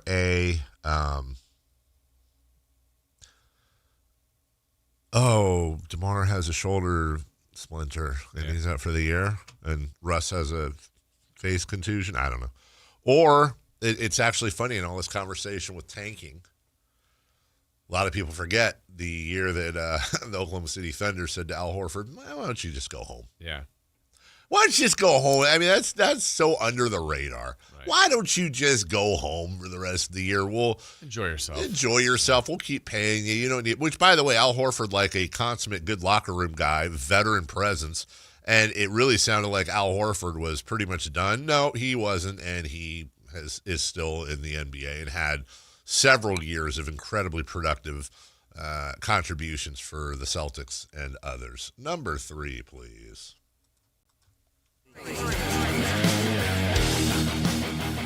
For his last 4 games, Nick Clifford has been filling the stat sheet. Are you feeling better about his rookie season? Very much so. Now, much like the whole Kaminga thing,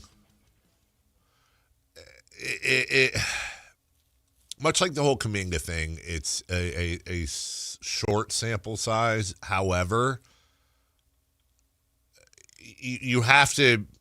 I mean, he's doing the thing in the NBA. if for no other reason, what I'm trying to communicate here is it shows that he can do it, right?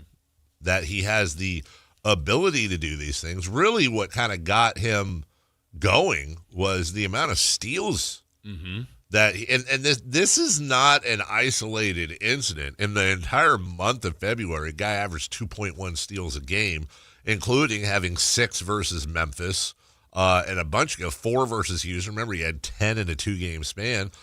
So he just had the 1 steal yesterday, but he did have the 26 points. Now, 42 minutes, and he took 18 shots, but he shot 61% from the field. He made, one of his 2 3-point attempts. But when you look at these numbers and these nights where, dude last night had 26, 7, 4, 1 block, 1 steal. The night before, 13, 8, and 7 with 2 steals and a block. Last game, 15, 2, and 1 with 4 steals. Memphis was 12, 6, and 5 with 6 steals. This is a stat-stuffing type of dude. I mean, very different games, very different styles, but they're like Junior Kirilenko-esque, which is 100% not the player Nate Clifford is. Right. But Andre Kirilenko had this habit of having, like, how many times did he have? Like 12, 5, 5, 4, and 2. Right. He would just fill the amount of times he probably had a quadruple nickel was many. And I like seeing multi-facets coming from the rookie's game, and we're seeing that. Yeah, I think all along we felt like he's belonged and looked the part. It's just now he's starting to pair that with the stats, and that makes you feel a lot better about where he could be going. He's a smooth player. I think he's taken advantage of the opportunities with some of the guys playing less minutes, like Westbrook and DeRozan, and then Levine being out and so on and so forth. So there's more opportunities for him to kind of take this team by the reins, and he's done a good job of that. And so to me, the guys that are going to be coming back, the younger guys, it's all about their summer and their player development, because they've all now lived a really difficult season on the floor. But what's the next step? What's your growth? Where's the real jump in the game going to show up next year for these guys? And for Neek, I think he needs to get more consistent with his jump shot. Yes. But other than that, like his flow, his feel it's really pretty good. Like I just always have felt like he really belongs. And you start putting, him around more and more talented players, I think he'll look even better. And that's what's interesting when we talked about the core. And I don't know what the hell Precious Achiuwa is when it comes to the core. I don't, because we don't know what he's going to command. If, like we talked about Friday, if he's cool with coming back on like a $5 million, 3-year, $15 million deal, I think that's cool. If for no other reason, he's a capable backup power forward, and maybe I'm just PTSD'd from this team not basically having a 4 for 3-4 years. Did you see this, by the way, on TV yesterday? I'm glad they're showing it. I think when we saw it, we saw Doug really react to the smelling salts, and I think we literally in here we said, that's the kind of stuff he's going to get made fun of. Yeah. I mean, he's done it before. We've seen it do it all the time. But I don't know if it was a strong batch yesterday. Let's see what they're saying. You do it. You understand? Haven't spoken to her in years as well. All I'm saying to you is this. I haven't spoken to them in years, don't know. I haven't seen him or spoken to them or whatever, but they were always wonderful to me. But Doug Christie has always been a bit different. There is nothing ordinary about him. And that's not a bad thing. It's not an insult. He knows it's coming from a place of love. He knows that. I always had love for him.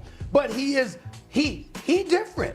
There's nothing about him that you see him do and you go like this. That's typical. That's normal. No. He's very, very, very different. That's funny. He does the smelling salts thing before every game. Strong batch. I've never seen that reaction before. He was, and I have to think there's going to be some gifts out there, if not already, that come from that. Apparently they switched it out with LA's drinking water.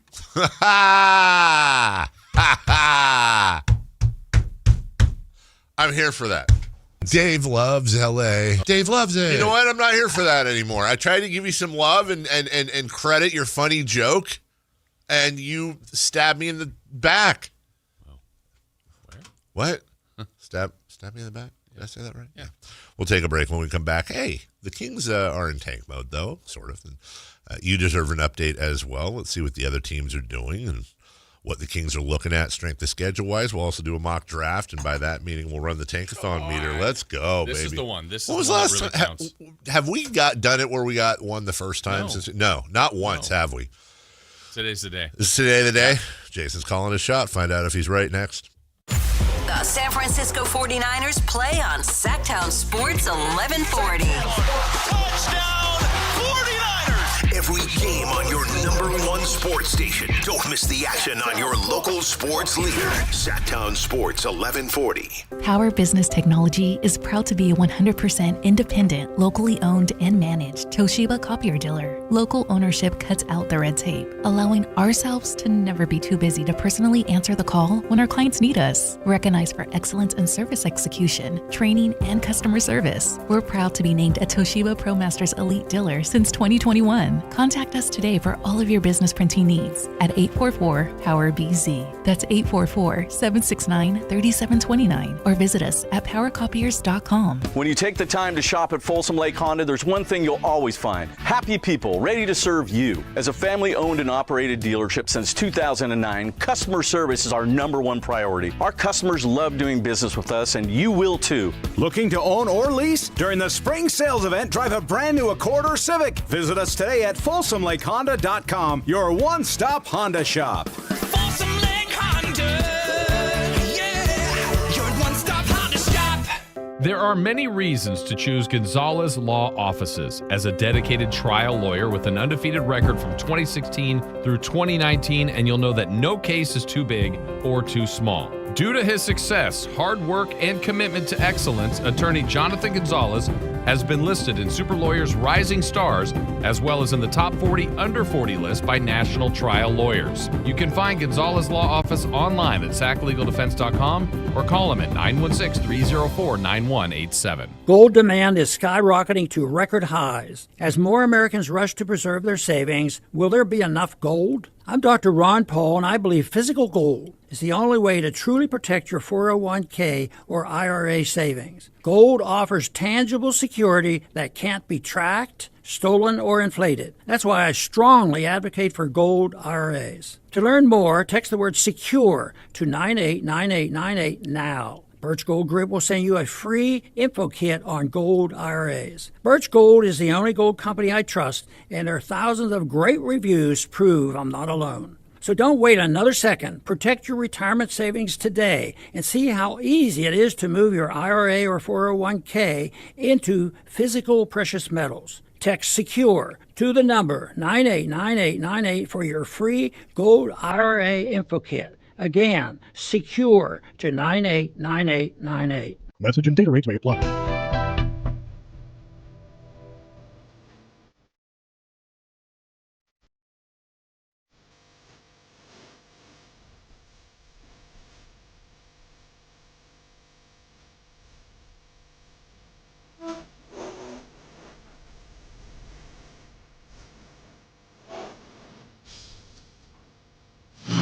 Only place in the morning to get your sports fix. Live and vocal. The Carmichael Dave Show with Jason Ross.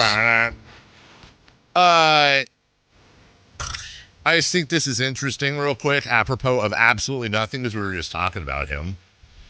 Demar DeRozan tweeted at 3:11 this morning. Hey, good band. 3:11. I think they're playing here tonight or last night. I want to say they're playing in Sacramento. I pay my taxes. Really? They're a classic rock. I guess they are. So DeMar tweeted, and by the way, DeMar DeRozan doesn't tweet a lot. His last tweet was December 2nd of last year. Oh, wow. He tweets. First tweet of the year. First tweet of the year.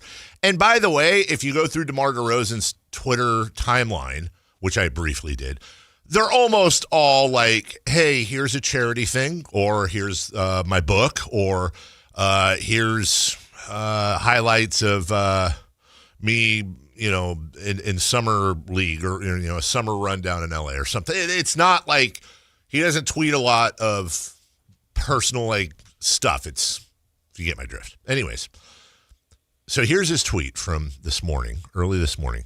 carry scars that no one sees, battles that no one knows, and pain that no one will ever understand. Now, the last thing we're going to do is try to decipher that, because it could mean a ton of things. Now, some people will say, oh, I wonder if that has to do with the Kings and what's going on this year. And the odds are it simply is DeMar's had a life, and it hasn't all been wonderful, and he's being introspective.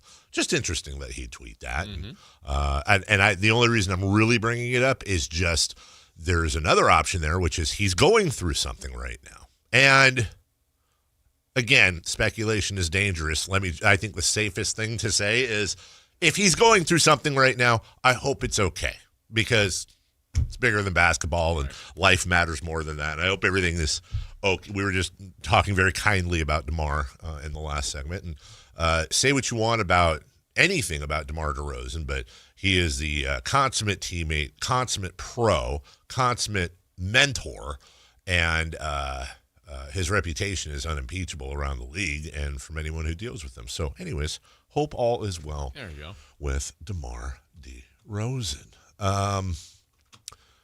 Chris, can you go in the chat? We've got a rando soccer guy in there that is being spastic.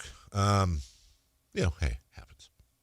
Orange wedges and Gatorade, please. The Sacramento Kings are losing. A lot. Yeah. Not as much as some people would like. I want a 19-game losing streak. They're still in last. They are still in last. Jason, they're in last, but their lead has been cut to 1.5. No. We're going to talk more about this later in the old notes I see for the second half, Jason, but it does. I agree with your assessment that it has come down to really kind of a Final Four-ish. The Kings have a 1.5 game lead on the Pacers. They have a 2-game lead on the Brooklyn Nets, and they have a 3.5 game lead on the Wizards. If you want to go even further, 4.5 on the Jazz. They are at 14-48. They have lost 8 of their last 10. Obviously, a lot of that is that 16-game losing streak, and it's going to be interesting coming down to it because there's going to be kind of 2 battles going on. Number one is, since the lottery odds got flattened, the last place team has never picked number 1. Correct. Which you could argue they're due. Mm-hmm. I think for me what it comes down to is if the odds are pretty much the same all the way around, I would prefer the Kings to have the worst record in the NBA because, again, A, you have as good odds as the other couple teams, but also, most importantly, that means that you can only pick 5th as your worst pick. Right. And every spot the Kings rise means that worst case, that floor, also goes up a pick. And the way I try to think about it is, even though it's tough because the lottery doesn't offer guarantees, is, okay, if we had the 6th pick and we wanted the 5th pick, how much would we have to give up in order to move up 1 spot in the NBA draft this summer? And is that worth that extra win? I know that's way too simplistic to think that way, but I would like their floor to be as high as possible. Yeah. Which means having the worst record, you would need that floor to be, or that floor would be 5th. When it comes to the strength of schedule remaining, not that it really matters, because we've seen this with the Kings before. Is this right? Hold on, remaining schedule strength. I've clicked this twice. What? According to, no, this has to be right. Do you remember the last time we looked, the Kings were 1st or 2nd in easiest schedule remaining? Were they? Yeah. Okay. According to this, the Sacramento Kings have the 2nd toughest schedule. No, wait, that can't be right. Yeah, that is right. They have the 2nd toughest remaining schedule in the NBA. I'm tripping because every time I've looked at this, the Kings have been like either 1st or in the top 4. Well, they've scaled through probably some of those teams that were don't know. They still have a game with the Pacers, 2 with Brooklyn, 1 with the Jazz, 2 with the Pelicans, 1 with the Bulls, 1 with the Blazers.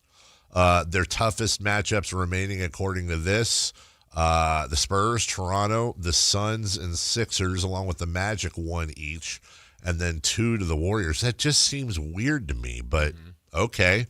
Well, that's good. Because wait, what are you reading that on? I'm reading that on Tankathon, and I feel like I'm reading it wrong. According to this, the strength of schedule for Denver is number 1, that their opponents, they have 21 games left. Their opponents have a combined 539. Oh, so then the Kings have the second easiest schedule. And then 447. So they have it flip-flop. There you go. That's so strange. That's what was throwing me, because this used to be flip-flopped. What they've done here is they've turned it over. Because, yeah, Portland has the easiest. The Kings with the second easiest at 447. I don't see one of the teams that's the bottom 4 down there. Where are they? Let's see. Brooklyn has the 20th, or I guess the 10th easiest schedule. New Orleans has let's just go toughest. The 11th toughest schedule. Utah, the 10th toughest schedule. Washington, the 7th toughest schedule. And Indiana, the 6th toughest schedule. Their remaining opponents, of which they have 21, have a combined 526 winning percentage. That doesn't bode well, at least on paper. But you know what? All you can do is lose every night. Just go out there. You got to go. If they lose every night, they're not going to be caught. The Sacramento Kings control their own destiny. They do. And really, to me, it's the games. What did you say? 2 with Brooklyn. They have 1 more with the Pacers. I think they have 1 more with Utah. That Pacers game's here, right? Isn't it? I thought it was. Let me look. I think so. I don't know. Yeah, whatever. I'll look. You got to go out there with that losing mentality, Jason. You have to not try your best and maybe have fun. Yeah. Oh, gosh, here we go. Look at this week. We'll talk about this a little bit later, too, but they host New Orleans and Indiana on this upcoming homestand. They host Utah next week. They host Brooklyn on the 22nd, and then go to Brooklyn on the 29th. So those are some interesting matchups they have. Now, when we go to, Jason, are you ready for this? I'm ready. Is this the time? We're going to simulate the lottery. We do this each and every day. We have yet to have the Sacramento Kings pick first in this simulated lottery.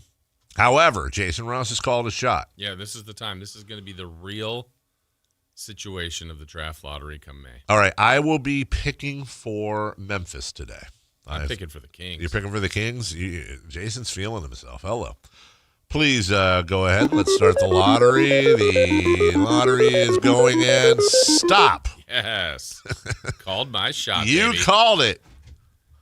Of course, I did pick Memphis, and they didn't move up or down. They picked number 8.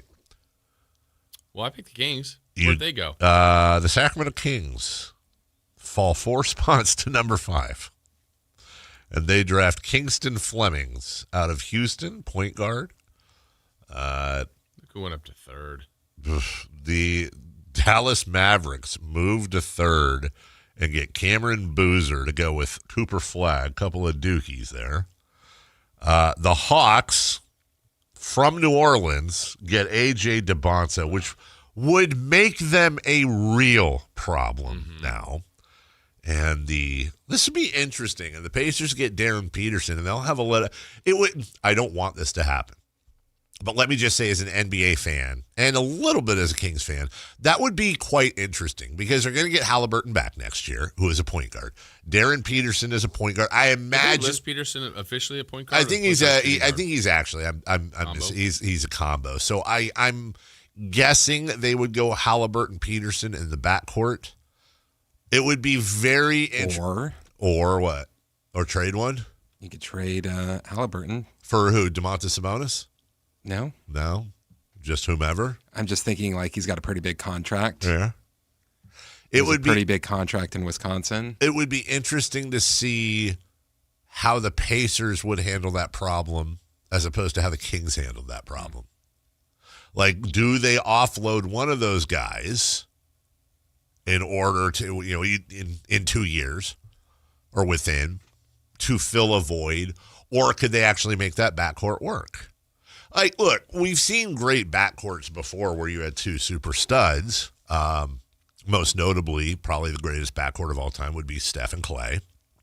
But they were two totally different players. Right. Both tremendous shooters, completely different on the other sides of the ball. I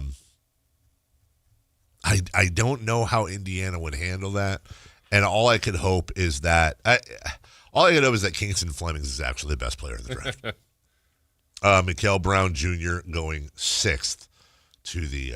Well, maybe it was the second try. You think so? All right, so let's see, because we got a break here. How many times till the Kings get the 1 pick? Try number 2, they get 3. I like that better. There you go, and stop. Took us 3. I think that's the quickest that's happened. Darren Peterson goes number 1 to the Sacramento Kings. The Jazz get A.J. DeBonta. The Grizz get Cameron Boozer. And, hey, where are the Pacers? Oh, the Pacers have to give. Yeah. Oh, they give their pick to the Clippers at number 5. The Clippers get Kingston Flemings. Wow. I'm fine with that. Okay. I like that outcome. Yeah, there you go. We'll take a break when we come back. Hey, how about a little rewind? How about a little Kings rewind? Wow, a 13-minute break right here. We'll look back at the Kings. Oh, that's a minute 30. Kings-Lakers. Kings rewind from last night's loss. We'll do it next. The only place you'll find Malik Monk is Sactown Sports. Oh, my, what an athletic move that time by Malik Monk. Hey, Sacramento, it's Malik Monk, and you're listening to the home of the Sacramento Kings, Sactown Sports. Your local sports leader. Jackson Hewitt knows taxes are complicated, and with multiple jobs and tax forms, they're like Sonata complicated. Our no-surprise pricing keeps things simple. Jackson Hewitt does your taxes for only $149 or less. And since we know all the new tax codes, you could get thousands back. So what are you waiting for? Hurry. File with Jackson Hewitt today for only $149 or less, guaranteed. Limited time offer for new clients on federal returns. Participating locations only. Terms at jacksonhewitt.com/149. Get in the zone, AutoZone. Jeff's day is off to a slow start. So he heads to AutoZone, America's #1 battery destination, where Sammy, a local AutoZoner, tests his battery for free. Looks like he just needs a charge, and Sammy does that for free too. In no time at all, Jeff is back on the road, ready to finish the day strong. Free battery testing and charging at every store. No hassles, just help. Get in the zone, AutoZone. Restrictions apply. Get ready, Sacramento. The Sacramento Boat Show and Big RV Show is taking over Cal Expo, March 5th through March 8th. It's 2 huge shows, 1 massive event. Don't miss it. Get details now at 2hugeshows.com.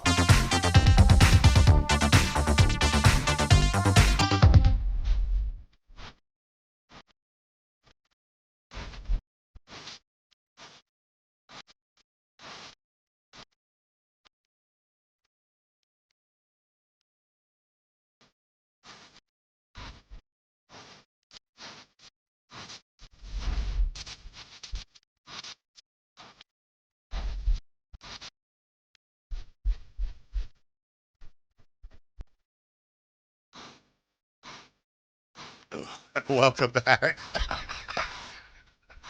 All right, all day, Jason Ross. Chris Rillard. Hey, we'll take your phone calls at 1-800-920-1140. You can text us if you'd like at 916-339. And Dave, I believe at 8 o'clock, you'll tell all of our listeners how they can win Kings tickets. Do you believe it? Mm-hmm. Like Santa Claus, or do you know it? I know it. You know it? I know it, too. At 8 o'clock. Well, good. And at 7:59, Chris Rillard will tell me how you guys can win Kings tickets so that I can turn around and tell you as well. But we have Kings tickets coming up, thanks to the Sacramento Kings for letting us do that. In the meantime, it's Kings Rewind, and let's go ahead and start it right now.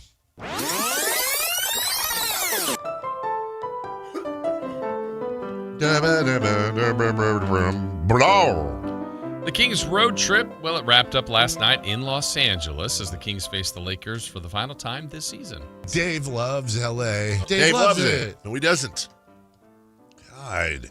Sacramento got into L.A. late Thursday night and had time to prep for this matchup. We will be perfect in every aspect of the game. Okay. Thank you, Denzel. They had an off day in Beverly Hills and got to enjoy some warm Southern California sun.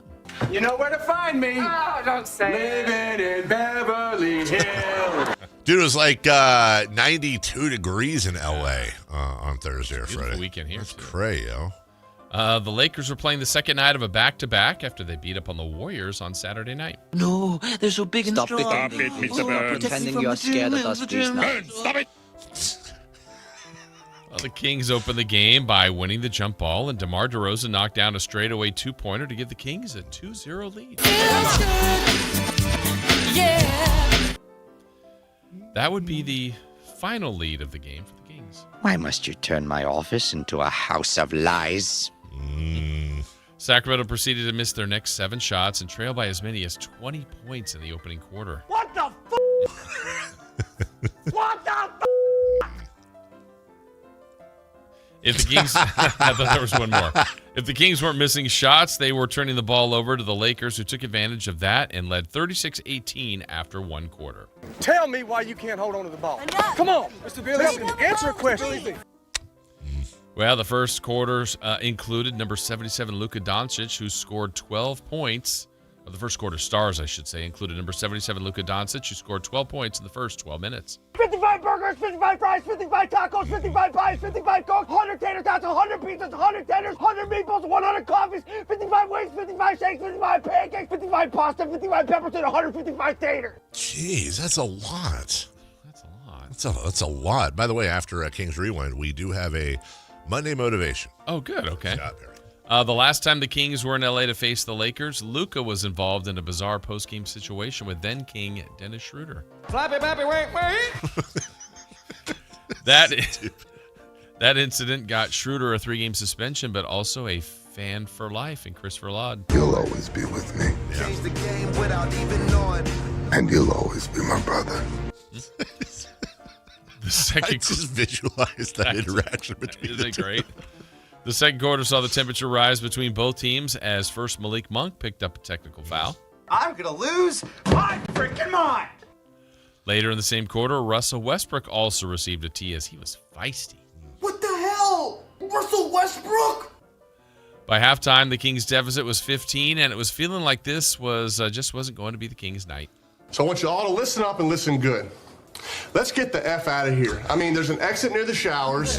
We can get back to the bus and we can get back into Des Moines before they even know we're gone. One of the few times we've had a laugh track on those clips. Yeah, nice. Live studio audience liked it. Early third quarter, the Kings made their push.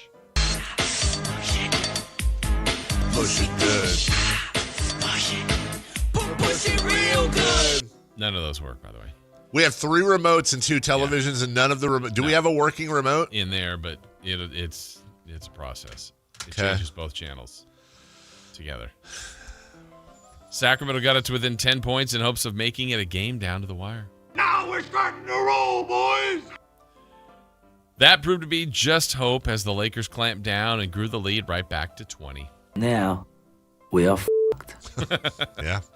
After 3 quarters, Lakers 96, Sacramento 76. That's not good. It's not. In the final quarter, Kings rookie Nick Clifford kept adding to his stat line and strong overall performance. Well, now, look at this big fella. Clifford, is it? All the Lakers fans that stayed were waiting for, all that they were waiting for was Bronny James, and he would get a chance. And would he get a chance to score? I'll try that over. Yeah, I'll try that over. All the Lakers fans that stayed were waiting for, what? I didn't write this correctly. All that they were waiting for was, would Bronny have a chance to score?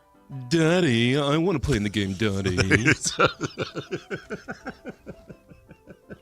I think that's worth repeating another time. All the Laker fans that stayed, all they wanted was, would Bronny have a chance to score? Daddy, I want to play in the game, Daddy. Oh, that's actually Bronny James. Yes. The answer to that is yes, as Bronny knocked down a 3 to please the home crowd. Hey. Well, that's enough fun for one day. I'm sweating more than a non-legacy applying to Yale. The Kings conclude the road trip at 2-3. They go 1-3 versus the Lakers this season, and still are last in the NBA with a mark of 14-48. You ask for it, you got it. That's right. Up next, the Kings will play 9 of their next 10 at home. Sacramento, where you at? Right here. We're right here. We're continue to be right here. Right here. There you go. That's how the game played out. It's weird because I never realized how much Bronny James sounds like my daughter. Very similar. I didn't hear it. You didn't hear that? No. I don't. Maybe I don't quite hear the same tone. Very similar cadence, if you will. Scott Perry has tweeted out his Monday motivation. If you're looking, Any way you want it, that's the way you need it. you're looking for if you're looking for past ones, it's under the hashtag Monday motivation, which I think is probably used by more than Scott Perry. We'll see. In order to realize your goals in life, you must be willing to get out of your comfort zone. Don't fear being stretched as you negotiate your way through unfamiliar territory. Once you experience the reward which comes from venturing down the path less traveled, you will gain confidence and your sense of possibilities will begin to expand. Hey, you know what? That might be my favorite one he said. Yeah?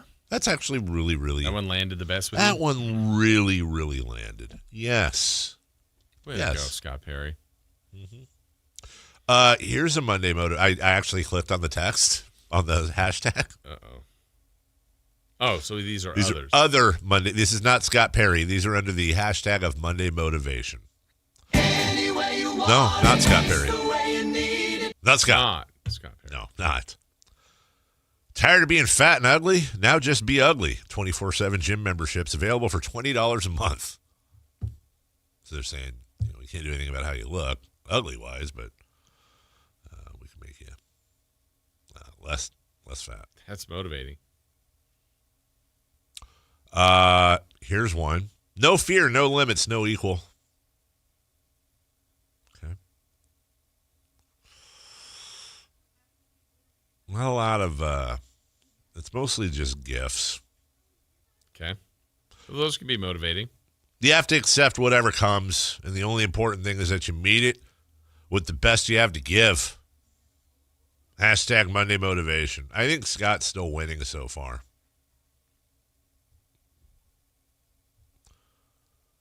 There are only two options in regards to commitment.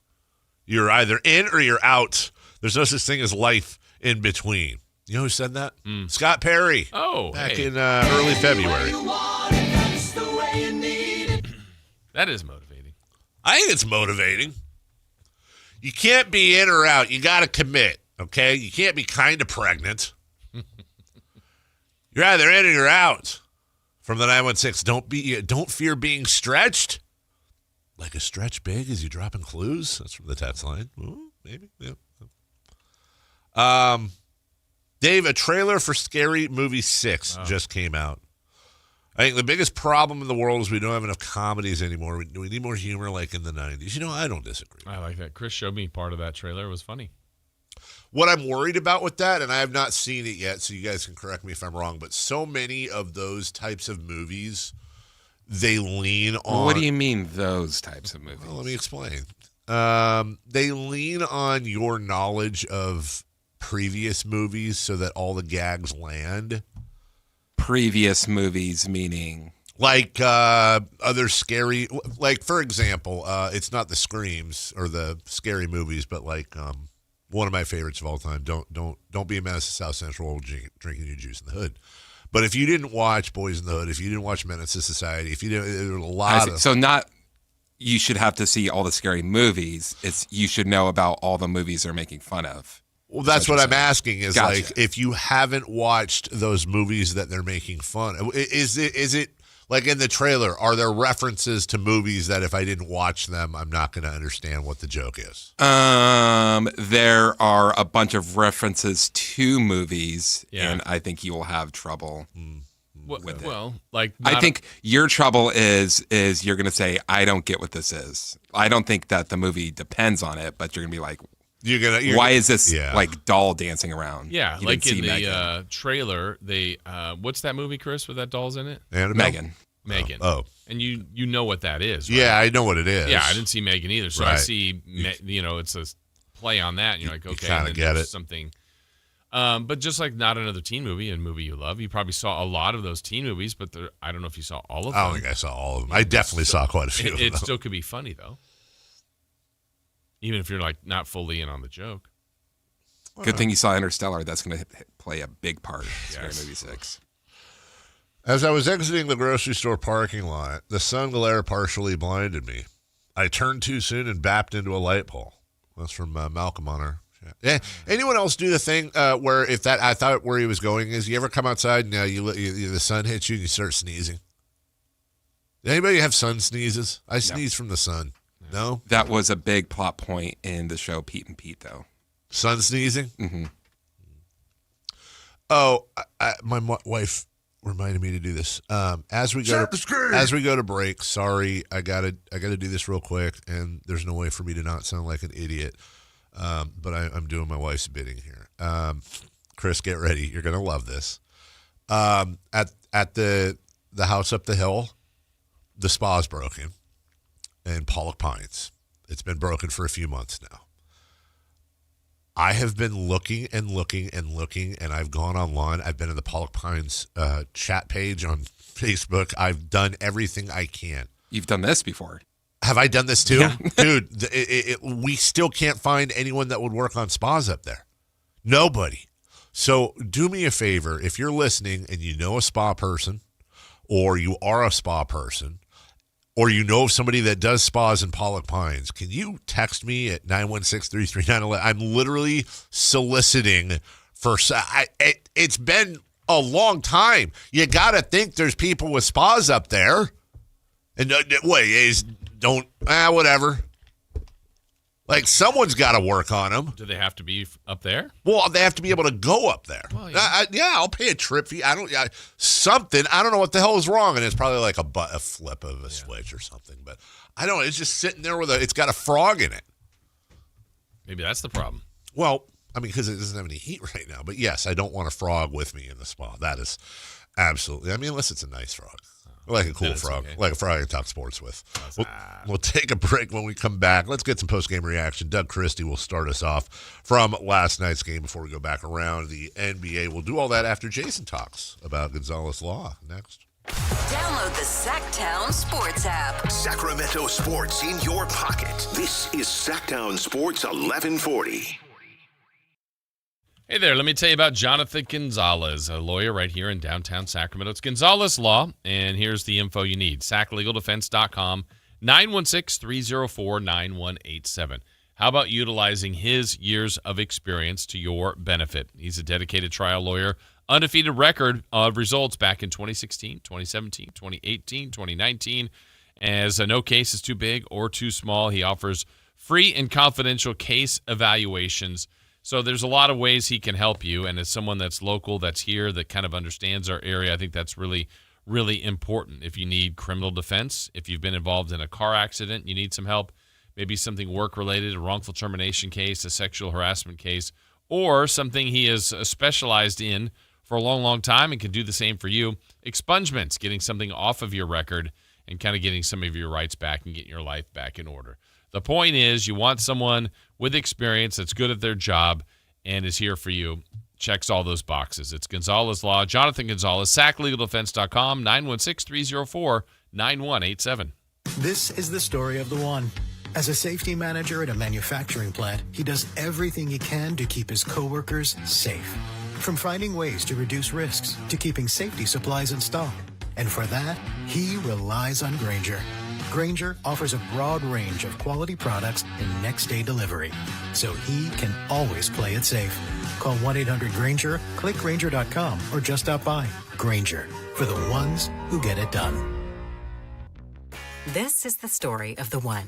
As a procurement manager for a hospital system, she keeps every facility in her network stocked and ready. That's why she counts on Grainger to be her single source for thousands of products, from disinfectants to lighting, air filters, and more. And with fast, dependable delivery, Grainger helps her keep every facility stocked, safe, and running smoothly. Call 1-800-GRAINGER, click Grainger.com, or just stop by. Grainger, for the ones who get it done. Jackson Hewitt handles your taxes and your stress. Inhale our no surprise price of $149 or less. Exhale, paying more for complicated taxes. You won't. Inhale new tax law knowledge. Exhale, missing out on your biggest refund? Certainly not. Don't miss paying $149 or less. Rest easy. Jackson Hewitt's got your taxes. Guaranteed. Limited time offer for new clients on federal returns. Participating locations only. Terms at jacksonhewitt.com/149. When you take the time to shop at Folsom Lake Honda, there's one thing you'll always find. Happy people ready to serve you. As a family-owned and operated dealership since 2009, customer service is our #1 priority. Our customers love doing business with us, and you will too. Looking to own or lease? During the spring sales event, drive a brand new Accord or Civic. Visit us today at FolsomLakeHonda.com, your one-stop Honda shop. Folsom Lake Honda. KHD HD1 Sacramento, KYMX HD3 Sacramento. From the Power Business Technology Toshiba Studios. This is Sactown Sports 1140. The Carmichael Dave Show. He's on the microphone when he's not on the microphone. He's playing a song, and when he's not playing a song, he's on the microphone, and then boom, with Jason Ross. No, he didn't. Yes, he did. Call or text at 916-339-1140. It's the Carmichael Dave Show with Jason Ross on Sactown Sports. From the 916. I remember watching Back to the Future 2 before watching the first one. Had no idea what was happening. What kind of serial killer does that? Me. You did? Mm-hmm. Why? Because I was 5. Oh, well, that doesn't count. You don't have control.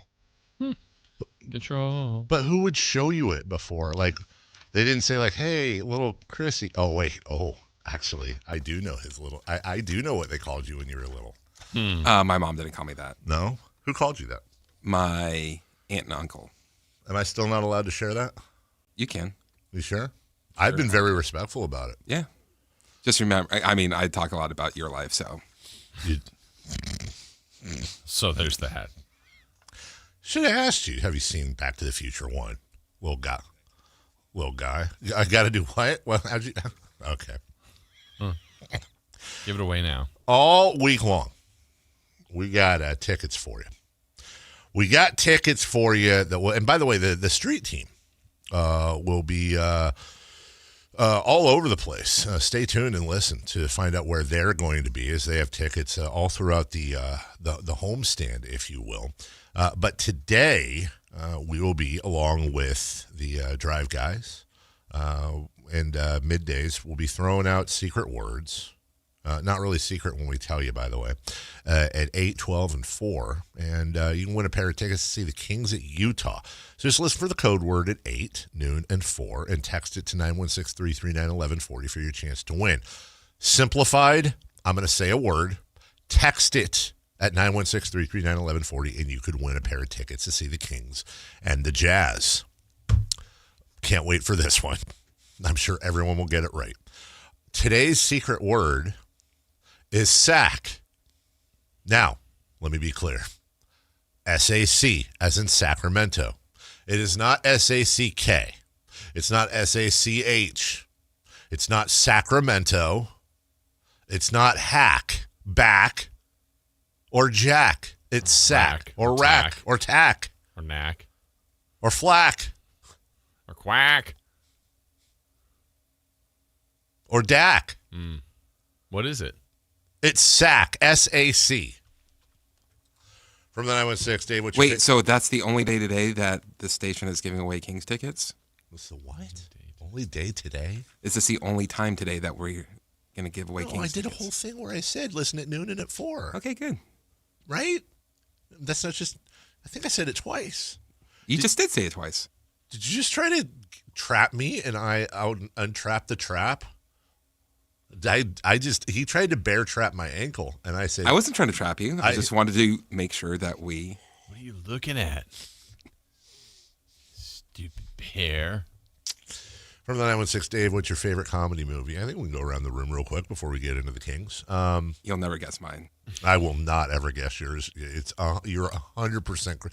It's going to be something like the Royal Tenenbaums or something. Are you serious? It's going to be something like that. You're seriously saying you don't know what my favorite comedy is? Oh, I'm sorry, MacGruber. You're right. You're right. I'll wear that. We've all watched it together. God, it's probably Step Brothers. Honestly, it probably is. It's either Step Brothers or Airplane. I think I know Jason's. Isn't yours Naked Gun? No. No. Can I take a guess? Sure. Anchorman? No. Interesting. Have you talked about this movie before? Oh, sure. Anchorman 2. It's not Naked. It's not the Naked Guns, and it's not. Love Step them Brothers. both. So I don't know. They'd be up there. I don't know that I have one, but I guess I'll go with either Fletch. Oh yeah. Or Hangover. I don't know why I don't rank Hangover higher in my. I think it's incredible. I have nothing bad to say about Hangover. Don't get me wrong. It's a good movie too. Just a good plot and funny. But also the thing about Hangover is there were so many moments, whether comedic or otherwise, where I'm like, oh my God. Actually, do you know what I think hurts Hangover? Is the next two Hangovers. Because the second one was almost like beat for beat Hangover. Do you think Hangover 4 could work? Mm-hmm. Yes, you'd be here for it? Hungover. I also enjoyed Superbad, but I'm not as high on Superbad as everybody else is. Like, I think it's a fine comedy movie. Yeah. I actually like the stories behind Semi-Pro. Great movie. I did not enjoy Semi-Pro. I thought it was fine. I've seen it once. My two big, the two that will get people mad at me the most I've found is I think Semi-Pro's fine, and I was not really a huge fan of Team America. And I love everything they do. I love South Park. I loved Orgasmo. I loved Cannonball the Musical. I love South Park the movie. Oh God, basketball. Basketball is in my top 10 all time. I wore out that DVD, dude. You just say Major League. I guess because I don't. Major League is a funny sports movie to me. It's not a sports comedy. It's like A League of Their Own. You wouldn't consider a comedy. Yes, consider a funny. Sports yes, movie. Okay, got it. Yes, I see what you're saying. And by the way, I watched 30 to 40 minutes of Major League on. I think it was on like IFC. I'm just scrolling through on Sunday waiting for golf. It was on. Yeah, it was on. I turned it on. I paid my taxes. That might be the most middle-aged sentence ever. I was thinking about this show yesterday. No, dude. And then we'll get into it.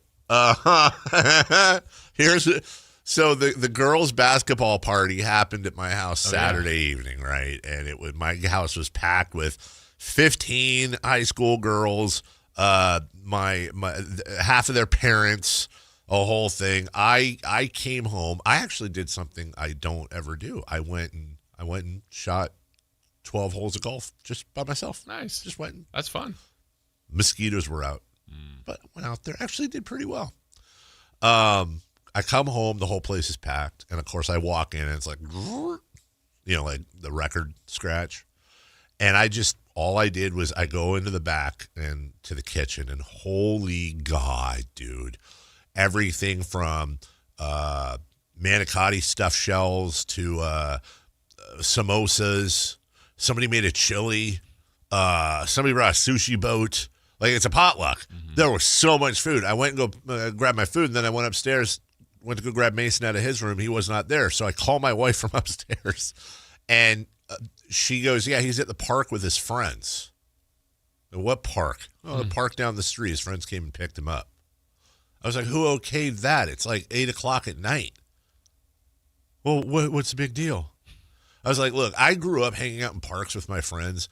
Literally all the bad stuff that happens in a park with teenagers. Like there's never anything good that happens in a park at night when they're all hanging out. Daytime, basketball, whatever, fine. Nighttime, park, So what did you do at nighttime in parks? A lot of really bad stuff, dude. A lot of really bad stuff. A lot of stuff that I would get in trouble if I talked about from our bosses, probably, that kind of stuff. Nothing good, dude.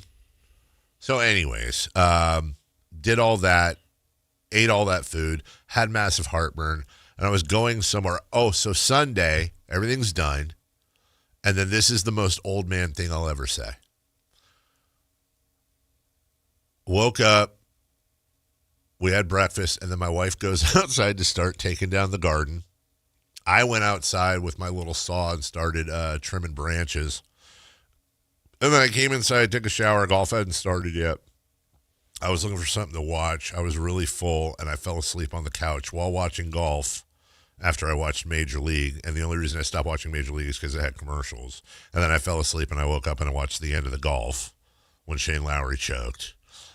And then I started playing video games. Like, honestly, dude, that is the most middle-aged. That was a big-time middle-aged Sunday, dude. And I was fine with it. Yeah. Gardening, housework outside. I fixed our dishwasher. Probably felt heroic. Well, it didn't turn on. And then I flipped the breaker. There's nothing wrong there. It didn't work. So I was about ready to call the repair guy, and then an hour later I came back in and I just pressed the power button and it worked again. So I took complete and total credit for that. If you can fix a washing machine, you should be able to fix a spa. Good point, Chris. But the way I fixed the washing machine is I just went and pressed the power button again later. I didn't do anything. I read about it. It says you have to remove a kick plate and go in there and do the thing, blur, blur, blur. I'm like, no, there's spiders. So I was going to call somebody to do it because I'm not handy, dude. Yeah. The spa? Oh, there's 100% spiders. Well, and frogs, apparently. And frogs. What are you going to say? No, there's a frog in your spa, and there's spiders in your washer? There's a frog in your spa. And there's spiders in your washer. Yeah, I want a part of that. I want to, and the frog jumped when I opened up the door. Did you scream? I didn't scream. Yeah. I might have jumped back 7 feet. I didn't scream. Doug Christie looked like he was going to scream when he sniffed those smelling salts. We need to get some smelling salts, by the way. The egg maker came in, and I forgot that for Kayla. And then I think the root beer barrels are being delivered today.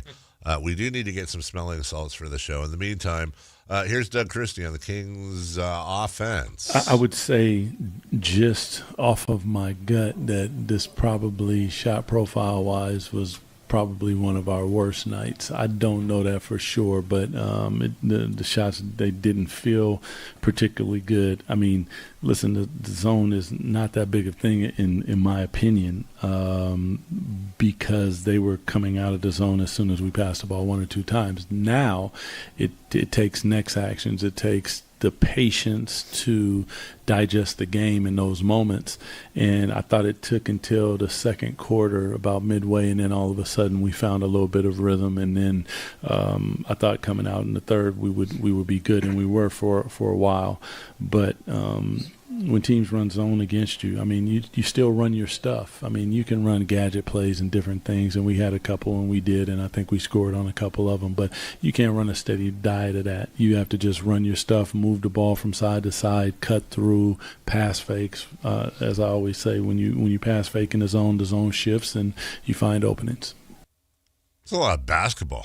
A lot of talk. A lot of deep basketball right there. What do you think on let's it's 8:13 on a Monday, March 2nd. It's time for unfair questions. Okay.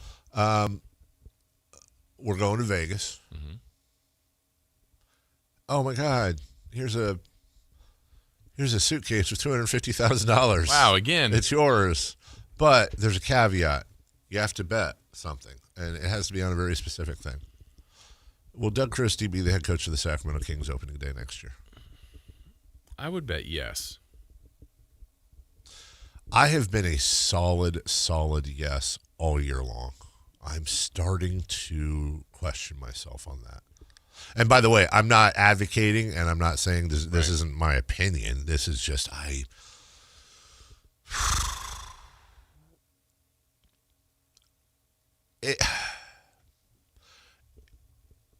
Man, this sucks. But I'm just being transparent here. This sucks, but we got to do our jobs, and I'm talking to myself here because it really sucks trying to unfairly grade somebody who you love very much. If you were the GM and you called Doug and the coaching staff in to your office the day after the season ended, I guess it would be if you were Doug and the coaching staff and I'm the GM. What is your pitch as to what you did this year to deserve coming back next? Like, what would you point to? Right. I think that's a fair question. I would try to come up with I mean, I don't know what my answer would be based on what I have observed. I think my caveat would be more, I don't want to make it as an excuse, but a factor, a reason would be, I mean, look, at the large amount of injuries and the important players that were out. But I would still like also in my chamber to be able to go like, but also here's what I can tell you. This is what we were able to do with those circumstances. And I don't know how much is there right now. Trying to look at last year, Jason, because you're right. It is a very fair but also really tough question. That's probably Doug's biggest carrot is jumping into last year's mess. Remember they won like nine. You won like 9 in a row or something crazy, or did something really significant right away after they fired Mike Brown. They lost, so they fired Mike after the Detroit game. They lost. That was at the Lakers. Remember, he was fired on the way there. Yeah. Basically when they were leaving. So we've given we always, even last year we said we're giving them all the grace of that, and they were 13-19 after that Laker game. They then proceeded to go on a 7-game winning streak, and they won 10 of their next 11. So Doug Christie was actually 10-2 in his first 12 games. Now, they were 13-18 when they lost to Detroit. They finished 40-42. So that's 27 and I don't know what he was above 500, right? Yeah. I think, yeah. I think a lot of what Doug's pitched, Doug and the coach, I'm just going to say the coaches because I don't want to make it sound like it's just Doug. I think a lot. If I was them, I think if I'm arguing the case, I would say, and we're going to have this conversation obviously ad nauseum at the end of the year. I barely got anything out of Domantas Sabonis and Keegan Murray this year, and that's 40% of my starting lineup. The point guard that you brought us, you liked so much you flipped him like 2 seconds later. I've been asked to integrate the youth, and in the process we have found not necessarily championship caliber pieces, but we think we found a player in Maxime Reynaud, who was a second-round pick. We think we've found a player in Nick Clifford, who was a mid to late first-round pick. We think we've found a player in Dylan Cardwell, who was undrafted. These are 3 players, 2 of which were not drafted in the first round, that on any team, regardless of where they landed in the rotation, would be considered success stories and players that developed and got better throughout the year. And if Nick Clifford, by the way, continues to play, he's not going to score 26 a game, but continues to improve towards the end of the year, I don't know why you wouldn't give the staff credit for developing him throughout the year so he can point to arguably our 2, if not 2 of our best players were injured. You had Zach LaVine out for what will amount to about half the year. And I had to work with this youth. And by the way, again, sometimes we don't notice it. I go to the old, what I like to call, Jason, the arm theory. I just made it up. I've heard this a lot from you. I think you have. Yeah. So, I at no point, well, now I will because I'm bringing it up, but at no point, let's say, over the last couple months, have I said to anyone, nor have I thought, man, I love having an arm. Honestly, this arm is great. I can do so much stuff with it. I can ring this bell. Yeah. I can write. I'm talking about my right arm. I can hold my phone. I could do a push-up. I can throw a spiral. Not throw up. Just out of nowhere. It was great. It's more like I'd stare at Chris and he stares at you. But if I lost my arm for some reason in a snowblowing accident or something, However, people lose their arms. Dude, I would think so much about the fact that I didn't know what I had without this arm. And if I somehow got it back, I would thank God every day for having an arm. In other words, my right arm theory is just a long and stupid way of saying sometimes we take certain things for granted. Mm-hmm. So in this case, if the opposite was happening, we'd certainly use it against the coaching staff. I think there's something to be said about having Russell Westbrook, DeMar DeRozan, Domantas Sabonis, and Zach LaVine on an absolute embarrassment of an NBA team, two of which are in the twilight of their careers. And I don't think we've heard one whisper of discontent. I don't think we haven't had one person go to the media and be like, yeah, this isn't what I signed up for. I don't want to be here. I want out. When you think about all the teams throughout the league that have James Harden-esque personalities on there that bitch and moan and cry and whine and throw their shots out in the media, they're on the worst team in the entire league. And we have DeMar DeRozan, at least over the last 3 games, having 20 assists and 15 shots, and he is a volume scorer if there ever was one. We have Russell Westbrook going out there and hustling his ass off. I'm not talking about him missing shots or you can take issue with that, fine. But we haven't heard one bad thing out of Russ about discontent. Nothing from Sabonis. Nothing from LaVine. I think if we had heard that, we'd be having conversations or we'd be seeing people on First Take talking about how, because Doug Christie lost the locker room, the coaching staff can't, they need somebody to come in and be a general. Well, if it hasn't happened and the circumstances have been terrible, then I think by proxy, we go, okay, this coaching staff has, whether by osmosis or not, helped develop 3 young players. They suck, but their core has been almost entirely injured all year long, and they've kept these guys on task and relatively quiet. I think that would be their biggest argument in favor. Yeah, I think even on top of that, you could add, like, it depends on how you look at it, but most people go, of course Zach LaVine's not going to opt out. He's going to make $48 million. It'd be crazy to opt out. Yeah, maybe that's maybe that's the headline of that. Yeah. But also, if he was absolutely miserable, maybe he does go, you know what? I will go somewhere else. And we just haven't heard those things. Yeah. About the season. Nobody's enjoying it. I know Doug's not enjoying it. The players aren't enjoying it. So that would be one. The other one, if I'm Doug and I'm in that meeting, and they've said it in multiple people, so I like to use these things where when they say things publicly, I feel like then we can also utilize that same, and I would as well if I was Doug, but Doug, Scott Perry, they've all said, well, we're in alignment. Yes. We're in alignment. Yes. So I'm taking that as Vivek, as Scott, as Doug. Well, the results are Doug is the coach. Yes. You gave him the ingredients. Yes. If we're in alignment, I didn't coach him to more wins, but you didn't give me a better roster. That's right. So, you can move on from me, but also where's your spot in the blame tree here? Also, can we point to things directly that Doug and his staff have not done that has cost them? Like, I guess my question is, if it's the substitution factor. If Eric Spoelstra was coaching this team, how many wins do they have? Right.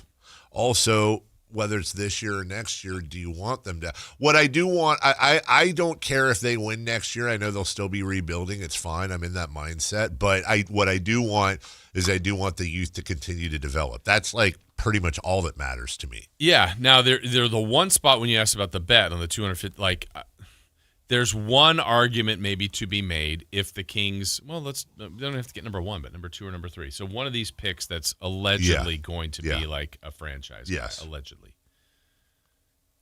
Some argument could be made like, hey, let's get coach whoever to start that person's career, because if, do you want a brand new player to kind of be your franchise guy and you're changing coaches in year 1 or 2? Right. Like if you think that Doug and his staff aren't the future. If you think that. But then you also have to wonder what kind of quality coach are you going to get in? Because there's another issue here too. Now it is one of 30. Right. And there's always that. But I don't know, and I don't think it's unfair to float out there that I don't know how pissed off the coaching community still is at the Sacramento Kings. Because you got to remember, they've had 2 major screw-ups when it comes to handling coaches in 10, 12 years. Michael Malone, and it took them a while. Think about it. You got Michael Malone and the way that was handled, and that pissed off a lot of coaches. And you had to wait, till Mike Brown to get you had Luke Walton, you had George Karl for a minute.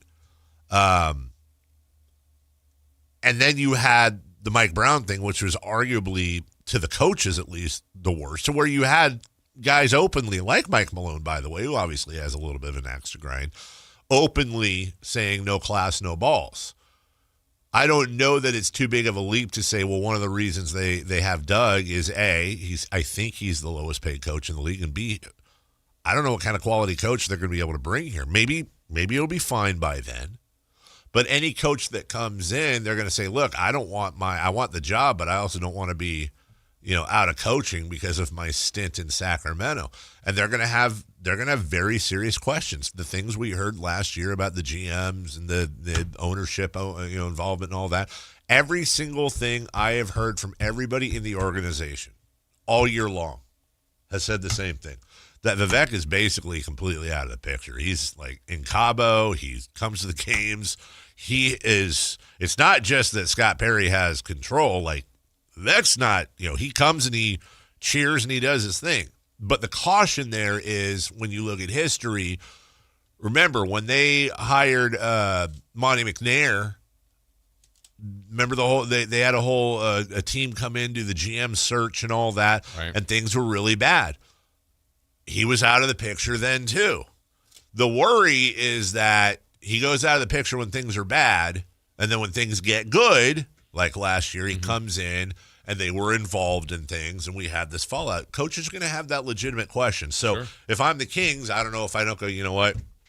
Honestly, we're not trying to win again next year. We need to keep rebuilding. These guys, at least they've done well at developing our youth. We'll let them develop the other pick and then switch spots. I don't know. Yeah. I like what you said, too, though, is the franchise player. Who do you want in for that to develop him as well? It's an interesting conversation. We'll take a break.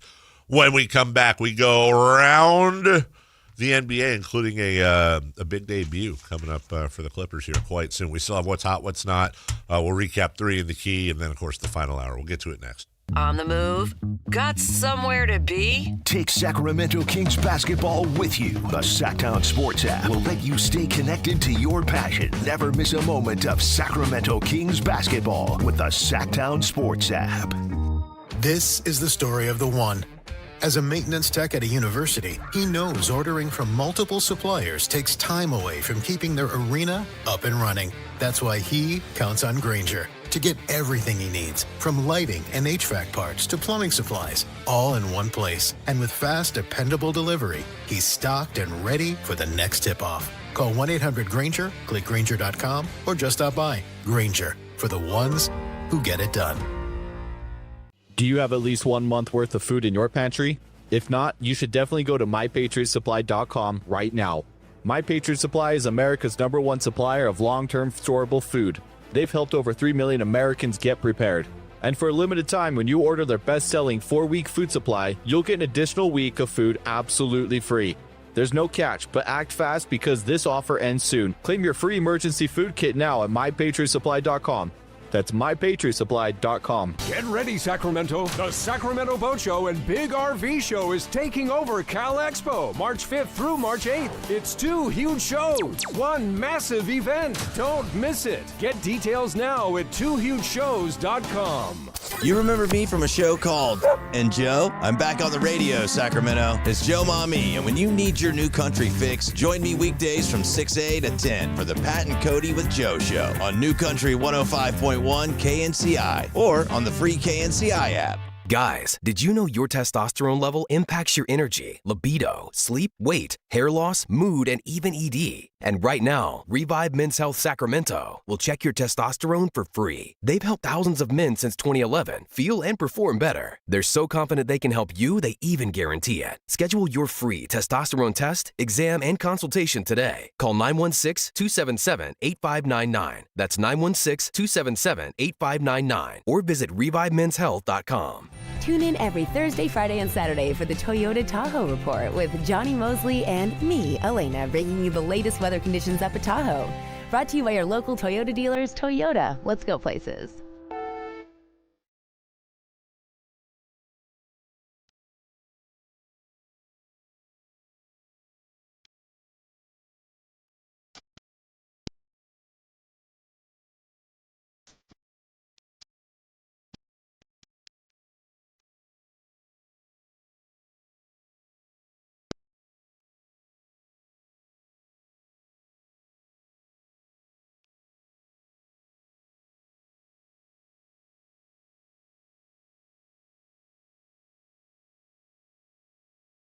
The only place in the morning to get your sports fix. Live and local. The Carmichael Dave Show with Jason Ross.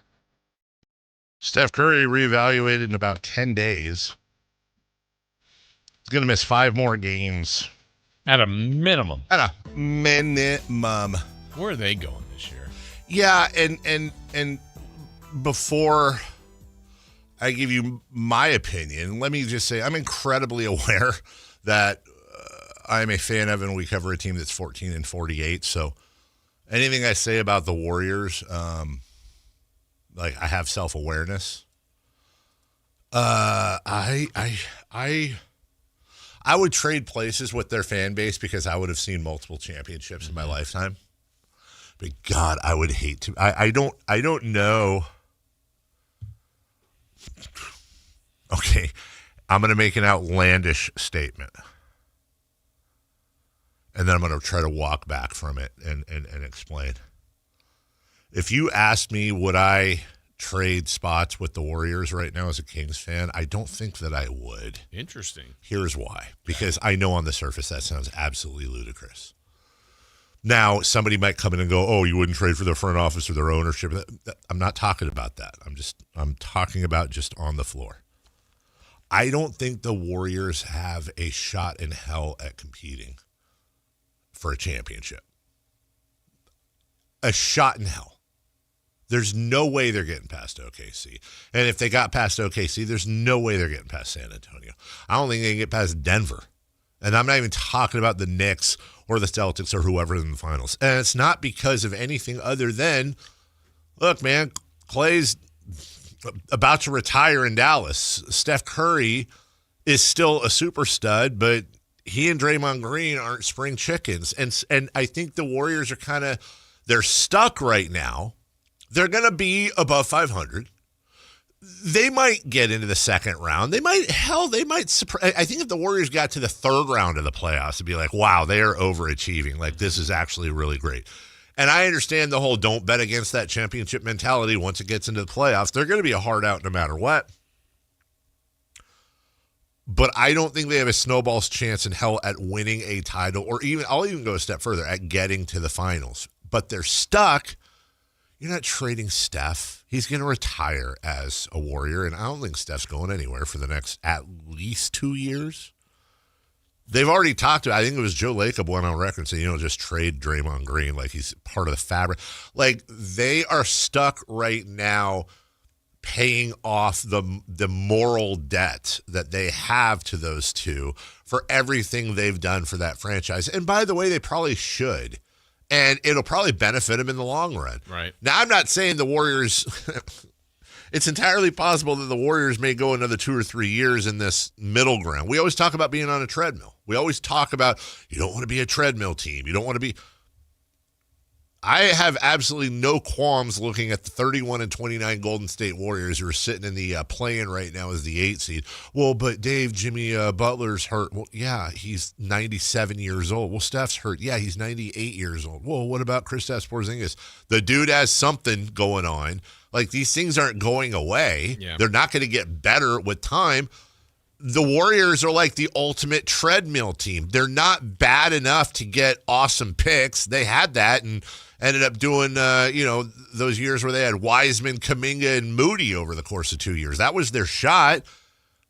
They're going to have to wait out this Steph Curry, Draymond Green thing, and then they can start to rebuild. Where at least with the Kings, who suck, but at least they're already I feel like they're ahead of them on the rebuild right now. Where do you draw the line on kind of this treadmill? If you have absolutely no chance to win a title with the team that you have, A, and B, it is not a realistic thing to think that with the core you have, there's not a realistic addition. I understand if you're a team that finishes 3, 4, 5, 6, whatever. I worry less about record and seeding and more about do you have a legitimate chance to win the title.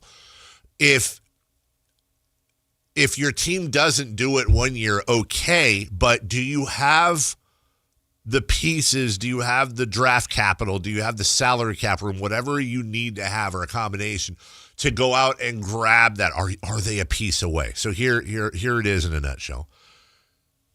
If you have no chance at winning, no realistic chance at winning a title, and you are not the coveted one guy away from winning said title, you're a treadmill team. And I don't care what your record is. I don't care if you're 55-27, although you conceivably you'd think have a chance. Let me give you an example of what I think treadmill teams are right now.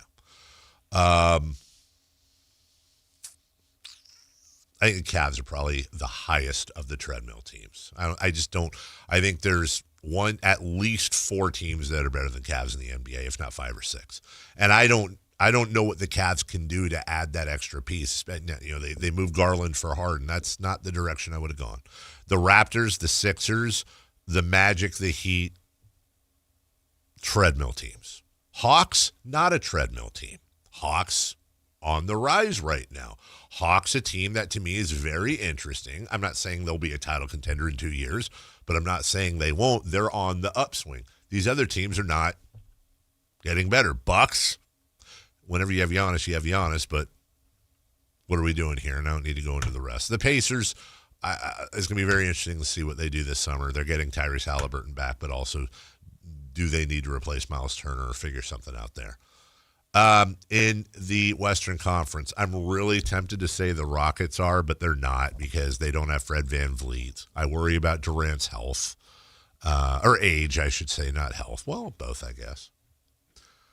I think the Timberwolves right now are a treadmill team, but I also think with Tim Connolly and their draft capital, what they have, I can't make them a traditional treadmill team because they might be a piece away. Yeah, I was thinking about them a lot because I think they're really good. They've got a superstar. Yes.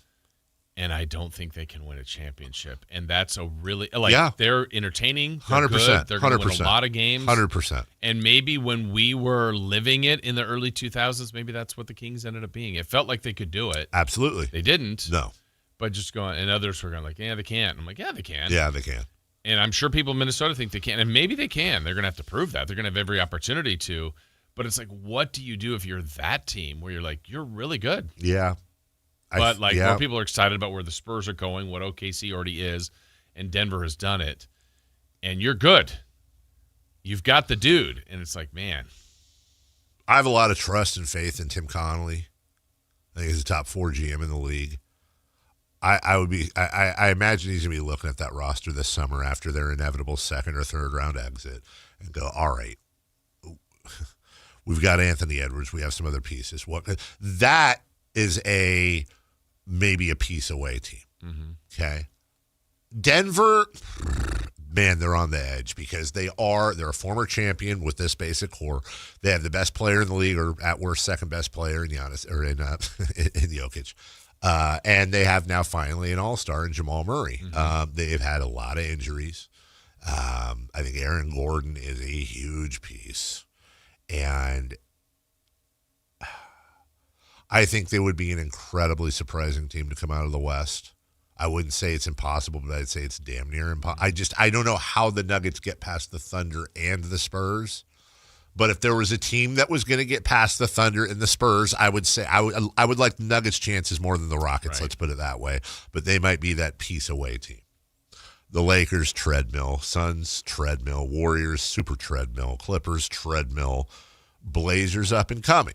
Well, okay, why are the Suns treadmill when they were terrible last year? They were. And then now they're having a year. But that's also one to watch because it's like, did they just have a good year and then next year they're down again where you go, man, you kind of missed the year of being bad with a really good draft. I don't know why they're so good this year. I think a lot of it was addition by subtraction. I think they've gotten better defensively, which is a huge thing. They've gotten markedly better defensively. Yeah. But when I look at the Suns' depth chart, here's the thing. I don't think they're going to be, again, injury is always the thing. I don't think they're going to be markedly worse next year. But do you think the Suns have any chance at winning a title? No. Neither do I. But I guess my question would be, let's say the Kings are the Suns next year. So you've gone from, we'll give them 20 wins this year. I don't even know if they get that high. And then next year they're winning 42. That's a significant jump, and everybody here is excited because you're going, are they going up and up? Or is this like, hey, they just found a year and then they're. But it depends. But I think there's a difference there. I think that's why records to me are only one of the considerations, because here's the difference.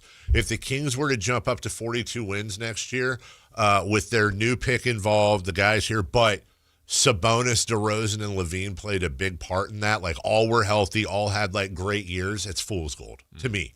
Now, if those three guys are gone or play limited minutes and they have one of, super stud out of the draft that's like, oh, my God, is this the next Anthony Edwards? Is this the next superstar? And that young core brings them up to 40, 42 wins, I think that's a totally different story. In the Suns' case, well, who's their young stud? It's, Devin Booker? I mean, I like Jalen Green as much as the next guy, but that's Devin Booker's team. That team's not going. The team has no chance at winning a title, and I don't think if they're a player away, that player better be like Giannis Antetokounmpo.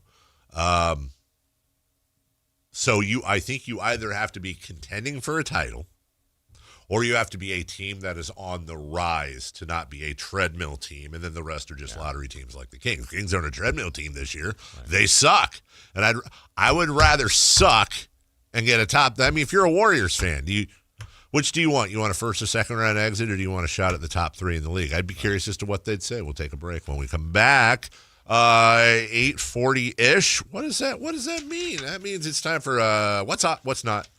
And we will recap last night's 3 in the K, Kings and Lakers. We'll do it all next. The San Francisco 49ers play on Sactown Sports 1140. Touchdown 49ers! Every game on your number one sports station. Don't miss the action on your local sports leader. Sactown Sports 1140. Cashback is not available on gas in New Jersey and Wisconsin. Couponing. Wow, you didn't strike me as the coupon type. Just trying to stay ahead of inflation. Gas, groceries, everything. It's all more expensive. I need to save wherever I can. Have you tried Upside yet? Upside? What's that? It's a free app that I use that pays cash back for every gallon of gas I buy. You've got to buy gas to get around anyway. Might as well get paid for it. Come on, does that really add up to anything? I've already made around $200. The extra cash helped pay down my bills, and I even had a little extra left to treat myself. And the Upside app is free? Totally free, and the cash back is real. You can transfer the cash right to your bank account. I'm downloading Upside right now. Download the free Upside app now to earn cash back every time you buy gas. Use promo code ENJOY to get an extra 25 cents per gallon on your first tank. You can cash out anytime right to your bank, to PayPal, or a gift card for Amazon and other brands. Just download the free Upside app and use promo code ENJOY for a 25 cents per gallon bonus on your first tank. That's code ENJOY for a 25 cents per gallon bonus. Country in the Park is back. May 8th and 9th at Cal Expo. Miranda Lambert, John Party, Chris Young, Turnpike Troubadours, Dylan Scott, and more. Line dance dancing, mechanical bulls, and food trucks. Make it a lucky night out of live country music and dancing for your crew. Tickets start at only $68. Country in the Park, May 8th and 9th at Cal Expo with Residents in Cal Expo and Gornick Academy. More info at CITPfest.com. Join Sactown Sports Downtown before every Kings game and pick up an In-Shape Fitness Kings Rally Towel while supplies last. If you walk, lift, stretch, or sweat, you belong. Start the year strong and join today at InShape.com. This is the sound of Lucy, staying on top of her spending. You see, even though she's buying a new pair of jeans, she knows that it fits within her monthly budget. Because Wells Fargo will send an alert if her balance drops below her set amount. Yep, nothing gets past Lucy, or Wells Fargo for that matter. However you make money work, Wells Fargo can work with that. Wells Fargo Bank, N.A., member FDIC. What's hot? Yeah, hot. Real hot. And what's not? It's not good. Brought to you by American Energy Heating and Air, Sacramento's complete heating and cooling company, and second opinion partner.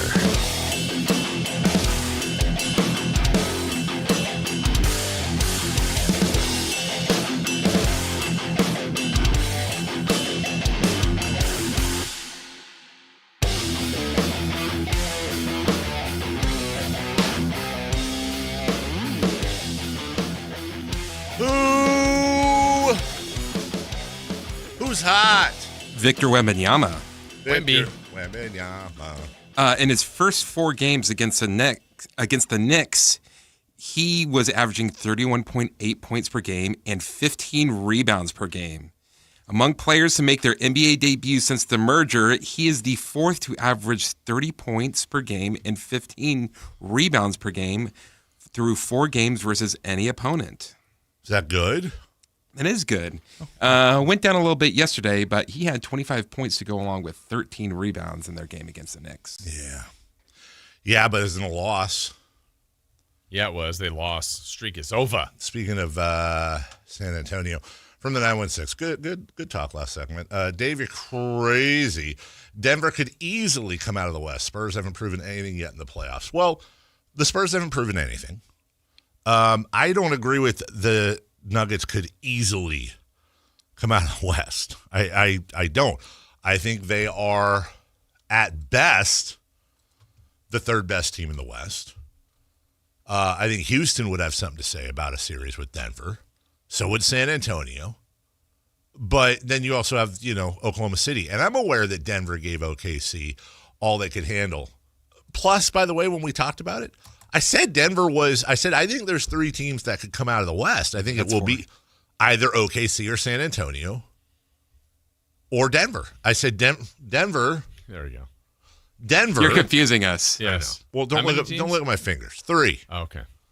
I think Denver is the least likely of those 3 if I was going to rate them. And by the way, I'll bet you the odds makers probably have Houston ahead of Denver, but doesn't mean it's impossible. Who's not? De'Aaron Fox. Ooh, you wanted to do this. In the Spurs 114-89 loss to the Knicks, De'Aaron Fox only had 7 points, was 3 of 10 from the field, only 1 of 6 from the 3-point line. Well, but he had 6 assists. What are you gonna do?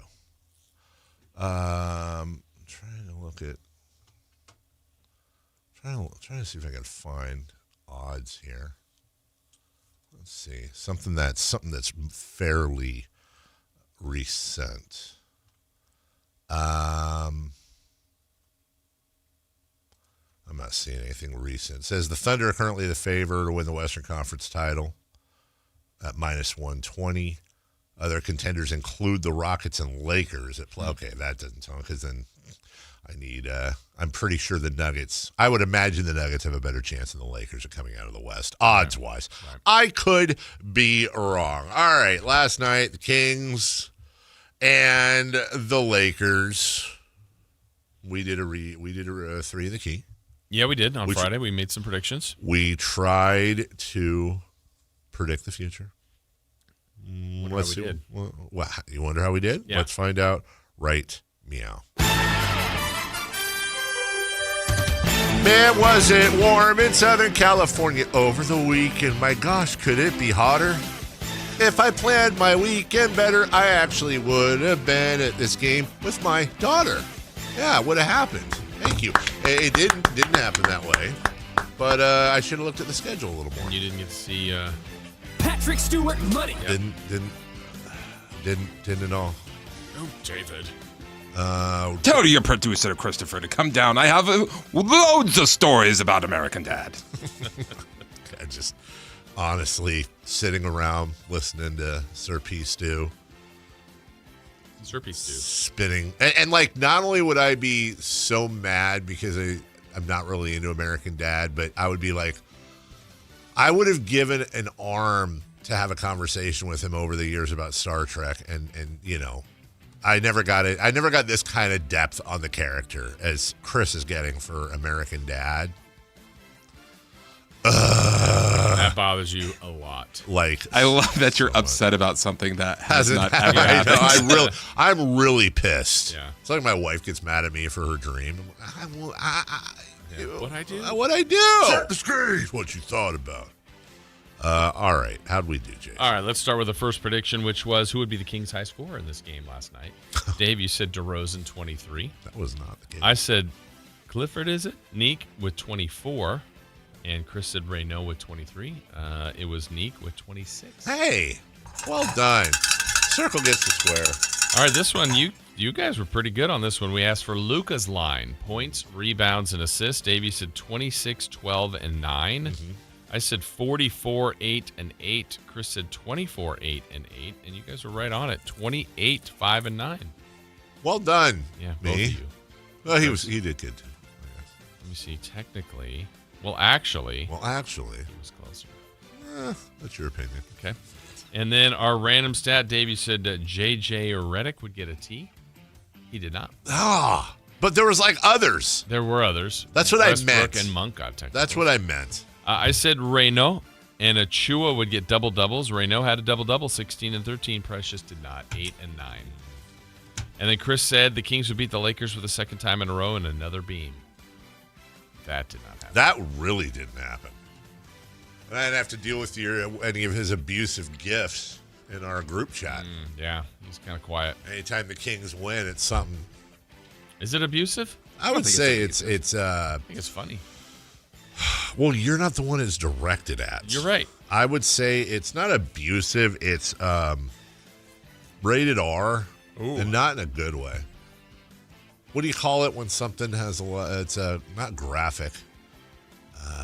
Sometimes a lot of colorful language. It's explicit. Explicit. That's what I was looking for. I'm the two live crew of the group chat. Kind of are. Yeah.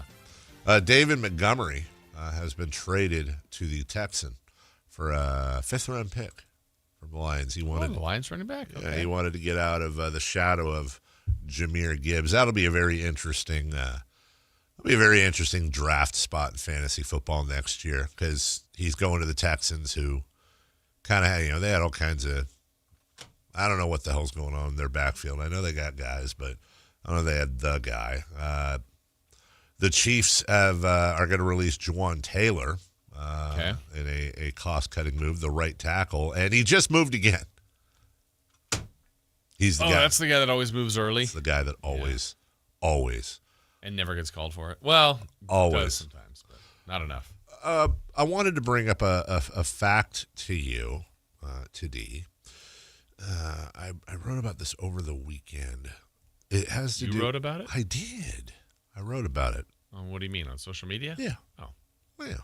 Okay. Wrote about it. So a sellout at Golden One Center is about 17,500 people. Right. 17,500 is less than the average attendance of all but 5 teams in Major League Baseball. As a matter of fact, 7 teams in baseball last year averaged double what a sellout at Golden One Center would be. Mm-hmm.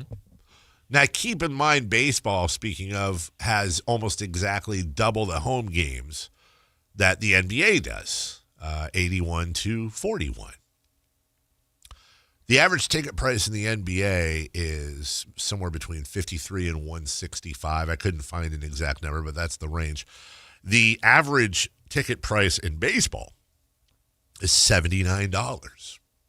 So it's so crazy how the money works where, say what you want about baseball, but God dang, the amount of money they make off attendance alone is insane compared to basketball. And if you're wondering, for example, as far as highs and lows, the A's and the Dodgers, at least according to the internets, were 1-2 in average ticket price last year. 187 for the A's, 177 for that can't be Dodgers. Right. I mean, that's what it said. I mean, I know of people that went to the game for $5. Yeah, but were they buying that?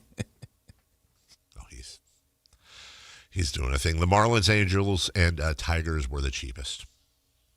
I think what it is with the A's is the only thing I can think of is they're taking like everything into account, and because of the scarcity, totaling that up. For example, the average attendance in Oakland, according to this graphic I'm looking at, was 6,132 in that final year, which seems low. Last year, 10,167.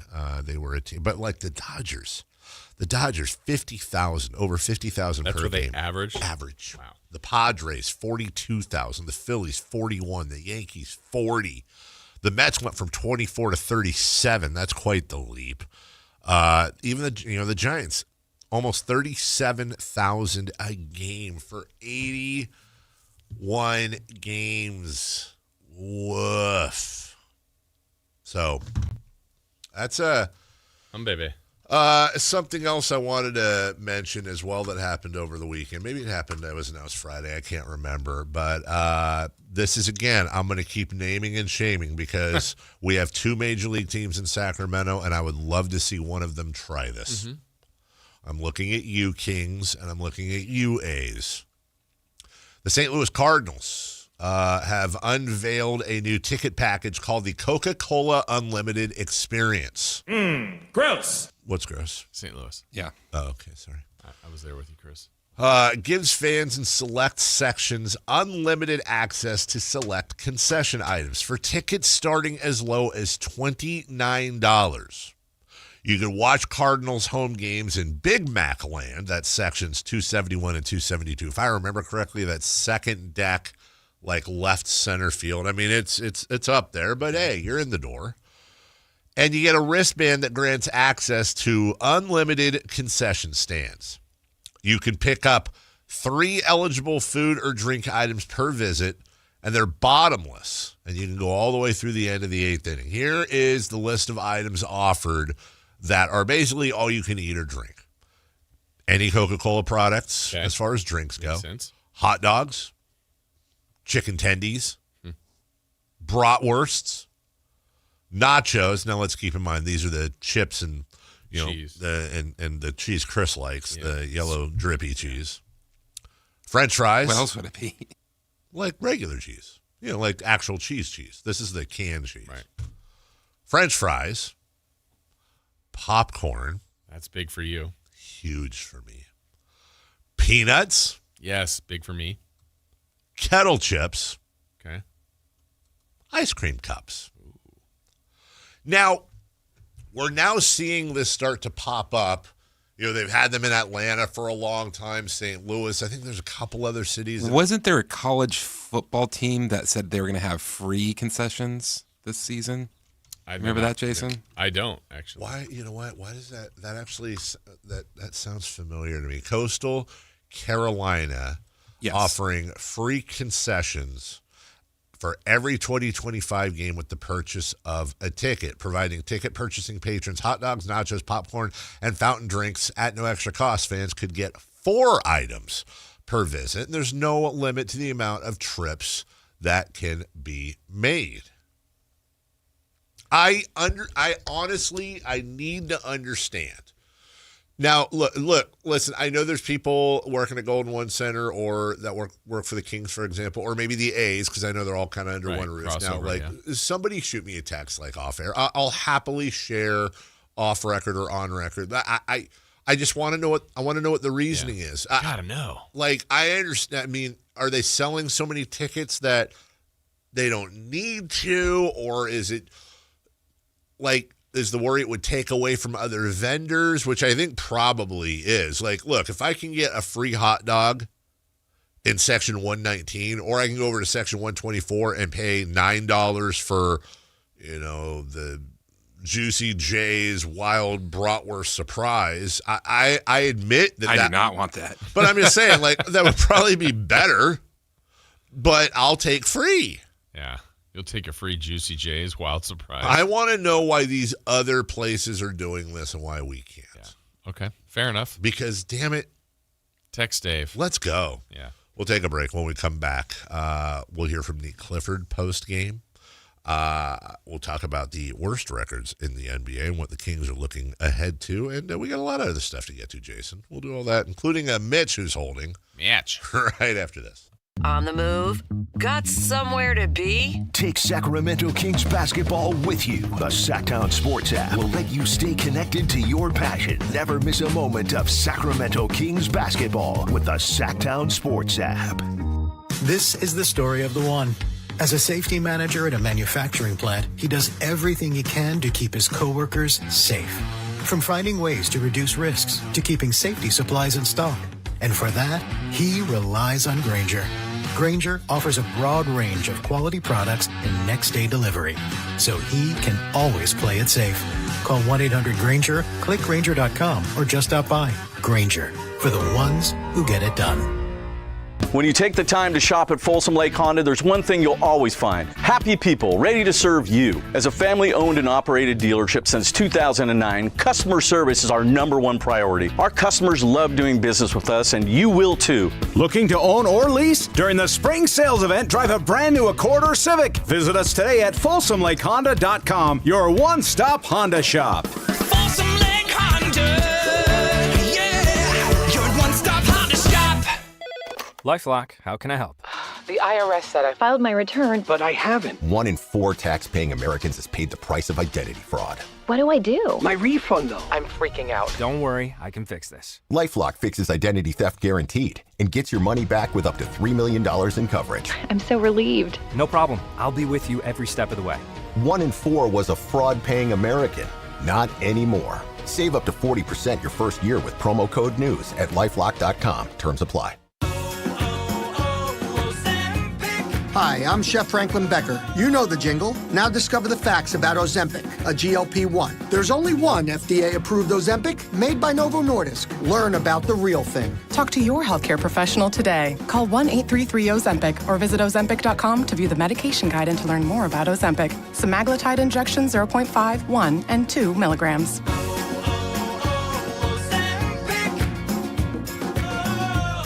Get ready, Sacramento. The Sacramento Boat Show and Big RV Show is taking over Cal Expo, March 5th through March 8th. It's 2 huge shows, one massive event. Don't miss it. Get details now at 2hugeshows.com. KHD1 Sacramento, KYMX HD3 Sacramento. From the Power Business Technology Toshiba Studios. This is Sactown Sports 1140. The Carmichael Dave Show. He's on the microphone when he's not on the microphone. He's playing a song, and when he's not playing a song, he's on the microphone, and then boom! With Jason Ross. No, he didn't. Yes, he did. Call or text at 916-339-1140. It's the Carmichael Dave Show with Jason Ross on Sactown Sports.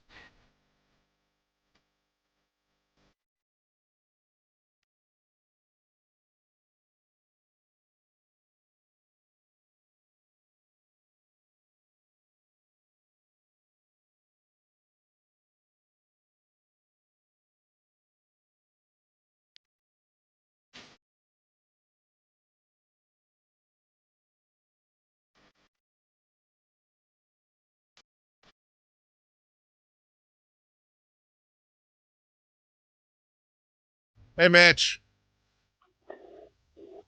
Hey, Carmichael. How you doing? Good. How are you? Pretty good. Finally, the snow is melting over here. Getting some decent weather. Thank goodness. Have some rice. Time. Yeah. How's it going, Jason? I like the way the Kings are playing the youth, the young players. I like that. I'm hoping Hayes and Baldwin can stick around because they are tall guards, 6'6", 6'9". They don't grow in trees. And Russell Westbrook, I hope he stays on the team next year as a backup. You know, you got to have a couple of good. You know, it's good to have good players as your backup team, second team, third team.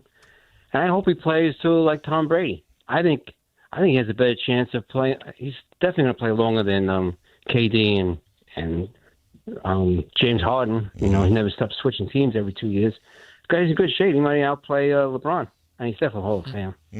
He won't score more, but he might outplay him. He's going to be. I can see him play until he's 40. Thank you, Mitch.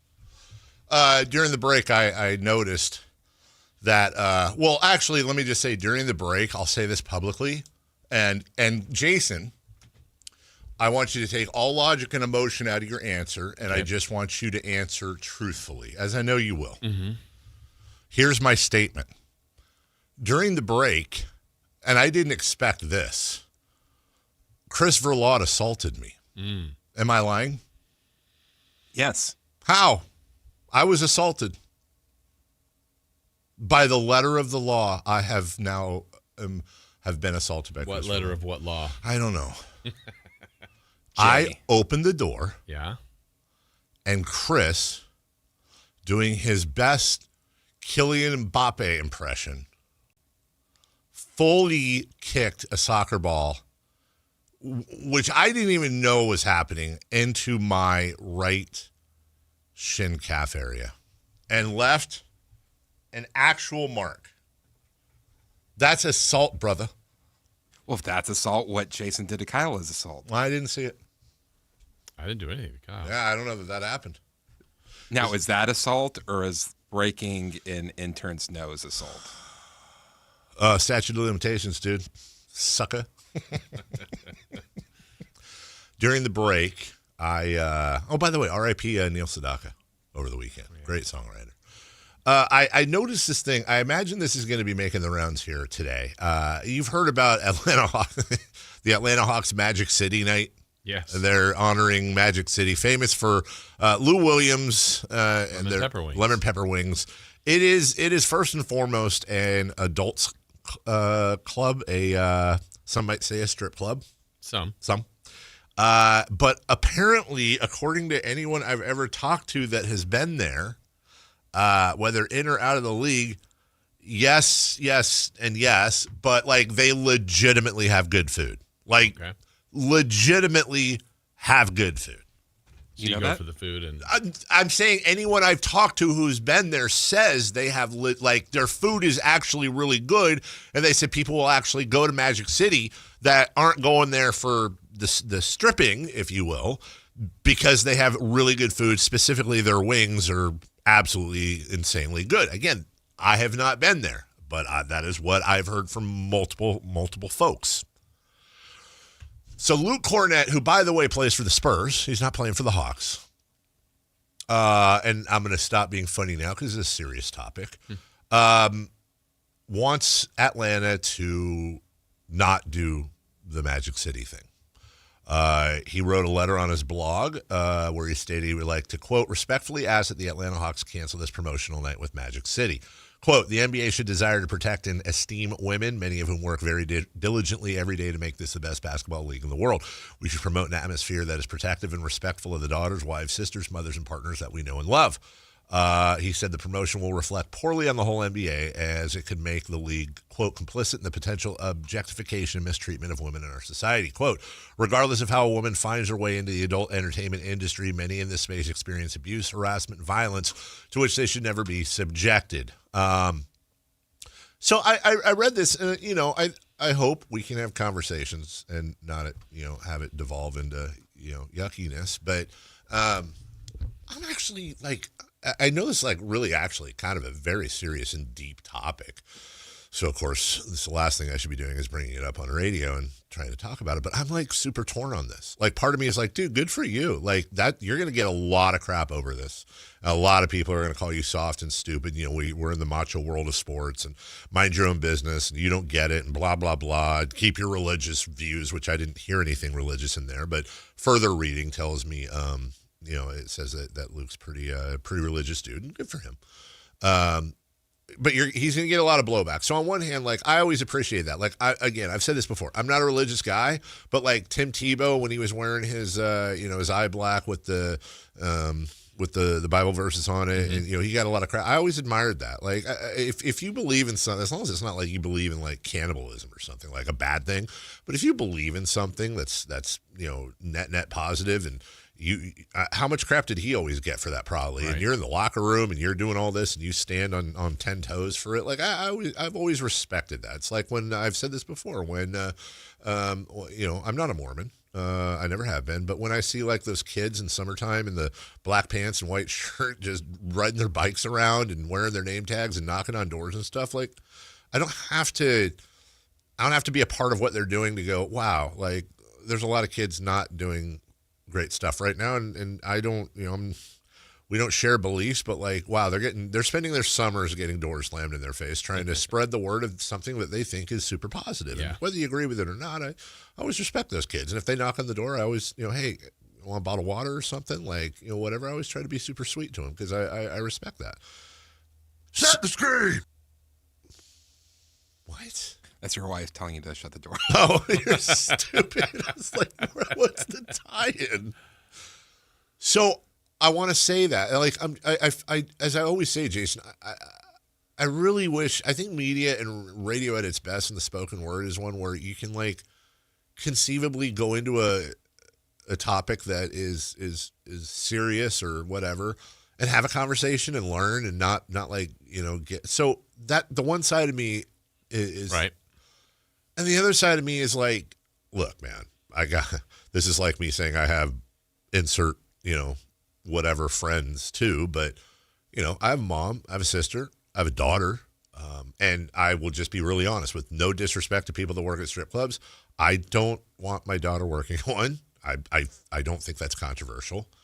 And I'm super aware of, and I've read a lot about a lot of the stuff that goes on, but I've also been torn with, like, I don't know. Is it like a form of mansplaining to be like, you can't make these decisions on your own and therefore you shouldn't do the thing?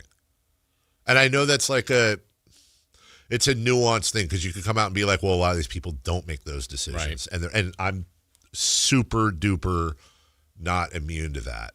But like, if somebody out there wants to make a living and it's legal, I don't always feel comfortable saying they can't. I don't. It's a nuanced topic. Well, and it'd be interesting on this. I mean, for an NBA player to come out and basically, I don't know, make a request, not a demand. I mean, just like, hey, just maybe rethink your stance here. When Atlanta set this up, I would think there was several people that discussed this, and they probably had to be somewhat aware that maybe they get some pushback. I want to say, isn't Kelly Loeffler, the ex-politician, isn't she... I want to say she's either the owner or something connected, right? I think so. Yeah. Anyways, go ahead. So just, By the way, I'm sorry.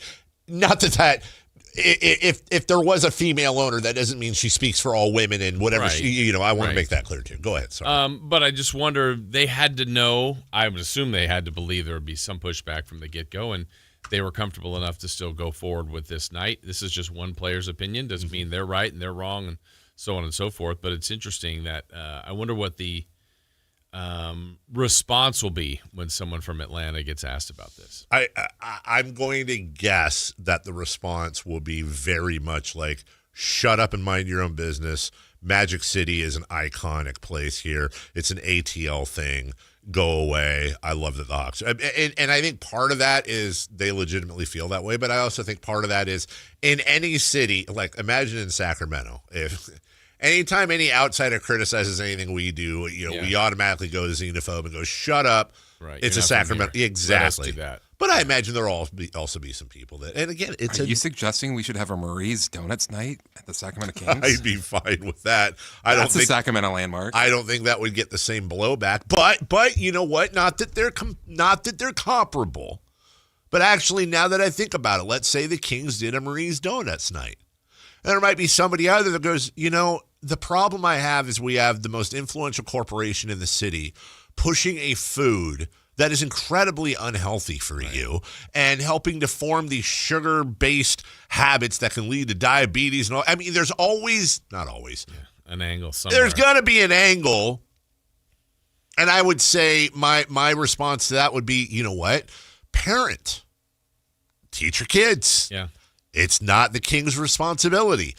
If they want a donut, your call. And raise them how you want to raise them. I'm a big believer in unless you're abusing your kids or doing something crazy. Parents should be able to parent how parents want to parent because they're their kids to a point, unless you're putting your kid in danger. But the whole Magic City thing, I don't know where I think if anything, it might introduce some conversations. And I don't know if I got to be honest. If I'm Adam Silver, I'm probably shooting a call over to the Hawks if he hasn't already. I'm like, guys, I'm dealing with a lot of crap right now. What is the upside? Like, you didn't have to do the Magic City promotion. You could have done a promotion. Why are you even, is the conversation worth the crap that's going to be there? Yeah. Well, and it begs the question, how much of a conversation is going on? Or is it more of the people of the city in that area going, yeah, let's celebrate this place that's got a lot of history to it. And that's ours, like the people of Atlanta, maybe there's some pride in that. And I don't think that you have to celebrate it necessarily, but also, and full disclosure, I'm not an expert. I've been to a strip club twice in my life, and they were both, I want to say... Not buying that. What are you talking about? You're not buying that? Wait, well, I mean, I'm not... Normally, I love being a D-bag to Chris, but he used to host at one? Huh? Didn't you used to host? No, I did. Are you talking about like at Gold Club when I did that? I did a remote there or something. That's one of them. The other one was for my friend Mike Hernandez's birthday party. You went up there several times. To Gold Club? No. Centerfolds? No, the other one. You talking about the one on Auburn that used to be there that closed down near the station? No. I literally have no memory of this. I remember doing a remote. I think it was at Centerfolds during the night show, early days of the night show. And the only reason I remember that is because the DJ or whoever looked like Keith Brooks and Vanilla Ice had a baby. It really did. And we got in this conversation. He was telling me like he would make sometimes like $500 a night in tips, and that stuck with me because he goes, I just come in and spin records. And then I had to do the everyone's there for a certain reason, and it ain't to listen to old Carmichael Dave from Sports 1140 say, hey, there's specials going on tonight. Make sure you get 2 for $5, blah, blah, blah, chicken wings. And with your waitstaff. Yeah, exactly. But I don't. You did it more than once. And I did that appearance. Mm-hmm. Well, if I did, I only remember the one. And then I remember.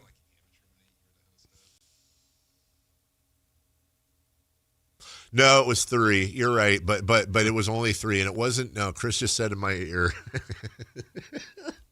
Chris just said in my ear, didn't you host amateur night? No, what it was is they did. There's a picture somewhere.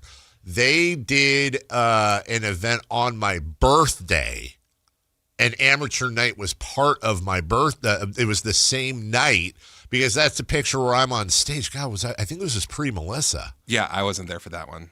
I was there for a different time. Well, then it was probably the other one I'm talking about. And then my buddy Mikey's birthday. So okay. Anyway. I'm saying it's closer to 5. I think you're high. Than 2.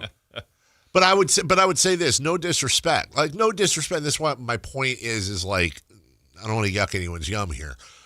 I never got it. Mm-hmm. I never understood it. I never understood strip clubs. I mean, I understand them. I never understood the appeal.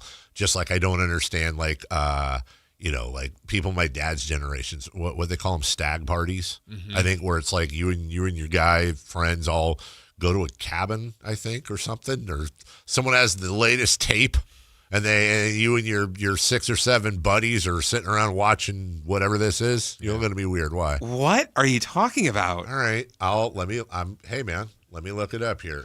This is a thing that was regularly happening? Yeah. What is Also known as, well, they conflated with a bachelor party as well. The stag dates back to as early as the 5th century. The ancient Spartans celebrated the groom's last night as a single man in which they held a dinner and made toasts on his behalf. Here's a stag party guide, what to expect and how to prepare, Chris. What is a stag party? Brotherhood, banter, and bonding. How is it different from a bachelor party? Well, it's been around for centuries. It's brotherhood, banter, and bonding. A stag party and the bachelor party are essentially the same, except that it's a different name from across the world. In the United Kingdom and Australia, they call it a stag party. Okay, it goes on and on and on. Like that, I know, where they all dress up as a theme and go out. Yeah. But there's like a whole thing where like they'd all, I mean, the idea of like, you know, bunch of dudes hanging around and like, oh, hey, check out this this video. Yeah. Not too awkward. Dude, exactly. I never understood that. Like, how is that not insanely, like you, me, and Chris and Alan and Matt George and Whitey all go up to the cabin, and I go, hey, guys. I've got a tape for you. Boy, do I have a tape for you. And I throw in, you know. Sorry, the hot tub's still down. There's a video of me and the frog. So I throw in Horton Hears a Who or whatever, you know. Like, what? And we're just all what? Supposed to, are we commenting? I don't know. Or are we sitting around going, yeah? Does somebody have a laser pointer? Are we pausing and discussing? I feel like it's a situation where everybody's sitting there awkwardly doing that, and then people leave the room in staggered formation. Right? Chris just made a yucky face. That's what I'm talking about. So again, if I'm the Hawks. Yeah, I celebrate those. You got to celebrate. I mean, isn't this exactly what they wanted? What, us talking about it? Yeah. Well, I don't know. Do they? Do they want, when you talk about the Hawks, is this what, you know, they want the discussion is this the night to be? when the food's free? Luke Cornett's having classic fake outrage like my hatred for Hello Kitty nights. That's from the 916. Who hates Hello Kitty night? I mean, I don't care about Hello Kitty night, but are there people out there that hate it? There are people that love it. I know that. And probably hate it because there are people that love it. Well, that sounds like maybe someone that's a season ticket holder, I would imagine. I'm not talking about the people that hate it because they got excited for Hello Kitty and then like the line or the cost or whatever. Like you don't hate it. You love Hello Kitty night. You just hate the whatever happened on Hello Kitty night. I'm just wondering, is there somebody that's like, I don't like Hello Kitty night? Why not? Because I hate it. I'm allergic to cats. Right. You look at that, you stupid cat. Neat Clifford spoke last night about a lot of things, including working on the pick and roll. Yeah, just trying to simplify, make the easiest read, whether that's a play for myself to, score or play for my teammate. But I think for me, just being aggressive and attacking downhill, making a big have to step up or play two, that's been something I've been working on and trying to, help add that so I can benefit our team. Okay. What about Maxime Reynaud, your fellow rookie, dude? Yeah, getting to play with him since Summer League, I feel like I have a really good chemistry with him, knowing what he likes and where he's going to be at on the floor. So I can kind of tell what he wants to get to, and it's easy to play with that when you have that chemistry. But Max he's a hell of a player and fun to play with. Nick, to be out there for extended minutes like like you guys are right now, and going up against guys like LeBron and Luka, like is that kind of a surreal experience for you still at this point?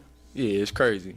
I mean, you grow up watching them. LeBron was in the league before I was born, probably. So, it's crazy to play against him now, and him still be doing what he's doing at that age is super impressive. So, to be on the same floor, I feel like I belong, but it's still, pretty dope to be out there with guys of that category.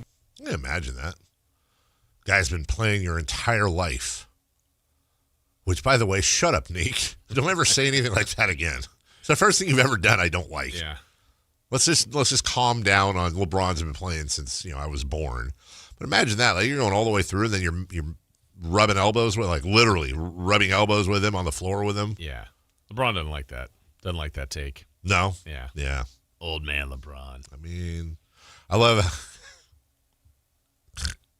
where it's like, that's something you and I deal with all the time now, where it's like, he's a modern miracle. The fact that he can even drag himself out there and play basketball, observe and enjoy LeBron James, the oldest player to ever do it. And it's like, oh God, I was in school when LeBron was born. Like, I was aware of the world. Mm-hmm. It's not like LeBron's a year younger than me. What? I was just trying to do the math. Why don't you not try to do the math, dude? I mean, the amount of people that are hearing our voices right now, guarantee you there's at least 10 probably listening, if not more, maybe 100, that were at his debut at Arco Arena. Oh, is he? Whoa. What? You didn't know that? No. Bury the No. lead. LeBron James made his NBA debut. As a matter of fact, there's a really great photo of Doug Christie watching him dunk. Like preseason? No, it was regular season. They even cut a commercial for Nike. Yeah. How about Has that? anyone even asked him about that? I don't.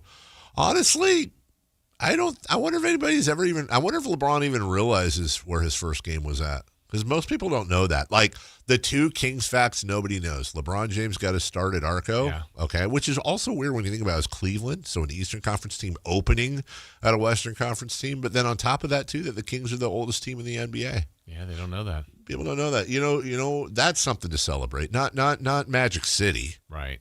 You know, celebrate the Kings and being old. Yeah, the Kings and LeBron James, old. Together, aging like fine wines. Mm-hmm. We'll take a break. When we come back, what's on deck? Brought to you by Trex. You know what? There's a lot on deck tonight, Jason Ross. Yeah. And we'll get to crosstalk and celebrity birthdays with Matthew and Kayla, which I believe is her full name. Oh, okay. We'll find out. Actually dropped her last name. It's now Kayla, and that's it, like Madonna. We'll find out next. You never know what you might hear when listening to a Sacramento Kings game. Out of Keegan, going for another triple. Man, is he feeling it. Keegan, can he do it? Yes, there's number 11, Keegan Murray. Keegan steps back.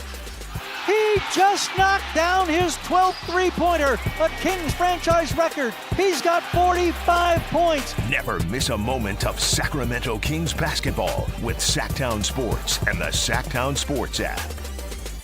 To 15-year-old Harper, buying an $80 vintage rock t-shirt is a great investment. To Harper's mom, this logic has a few holes in it. So she helped Harper open a Wells Fargo Clear Access banking account. With no overdraft fees and tools to track spending, Harper's learning, one heavy metal tee at a time. However you make money work, Wells Fargo can work with that. Terms apply. Visit wellsfargo.com/deposit disclosures for fees and details. At InShape, we have a place for every kind of mover. The Sometimer, the early riser, the after-work grinder, the yogi, lifter, bodybuilder, walker, runner, swimmer, spinner, stretcher, rower, climber, jumper, dancer, boxer, sauna seeker, recoverer. Basically, if you walk, lift, stretch, or sweat, you belong at InShape. So whether it's your first time or your first time in a while, start the year strong and join today at InShape.com. Find a location nearest to you.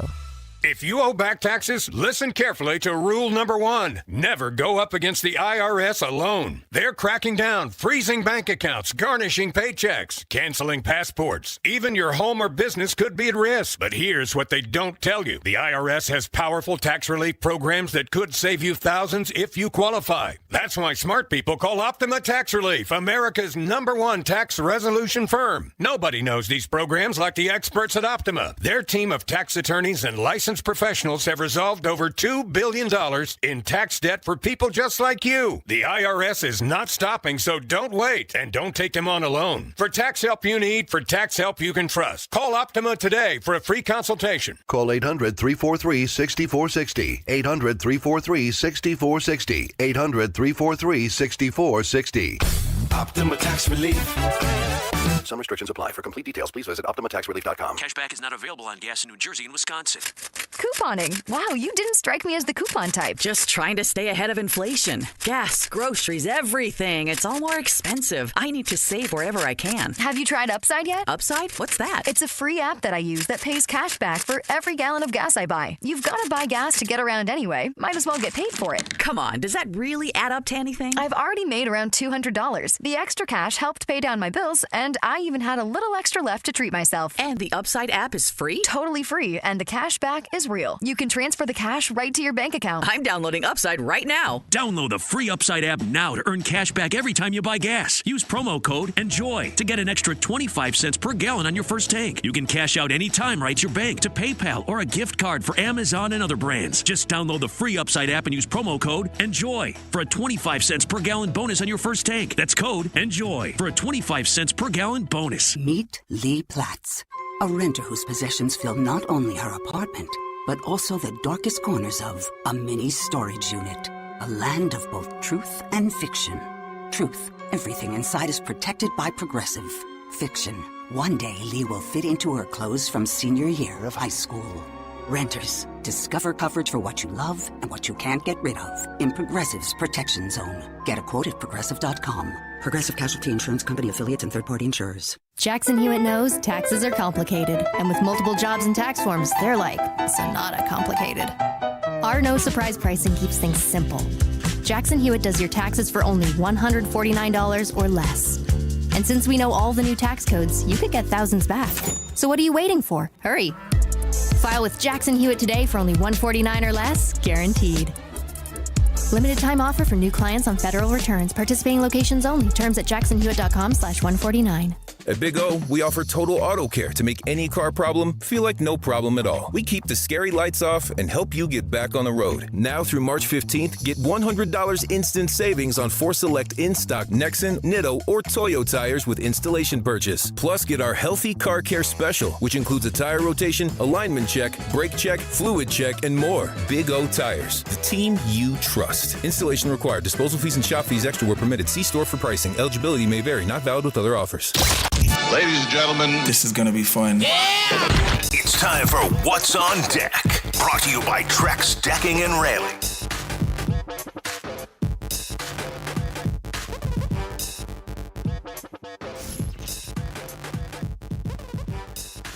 Well, what is on deck? Of course, it's brought to you by our friends at Trex Decking and Railing. Let's see. Tonight, no Kings basketball tonight. We got to wait one more day. Kings have a bunch of home games coming up. Starting tomorrow night, 8 o'clock, too. Sacramento, where you at? They're going to be right here a lot. Phoenix and Kings tomorrow night. But tonight, let's see, NBA-wise, you got Houston at Washington.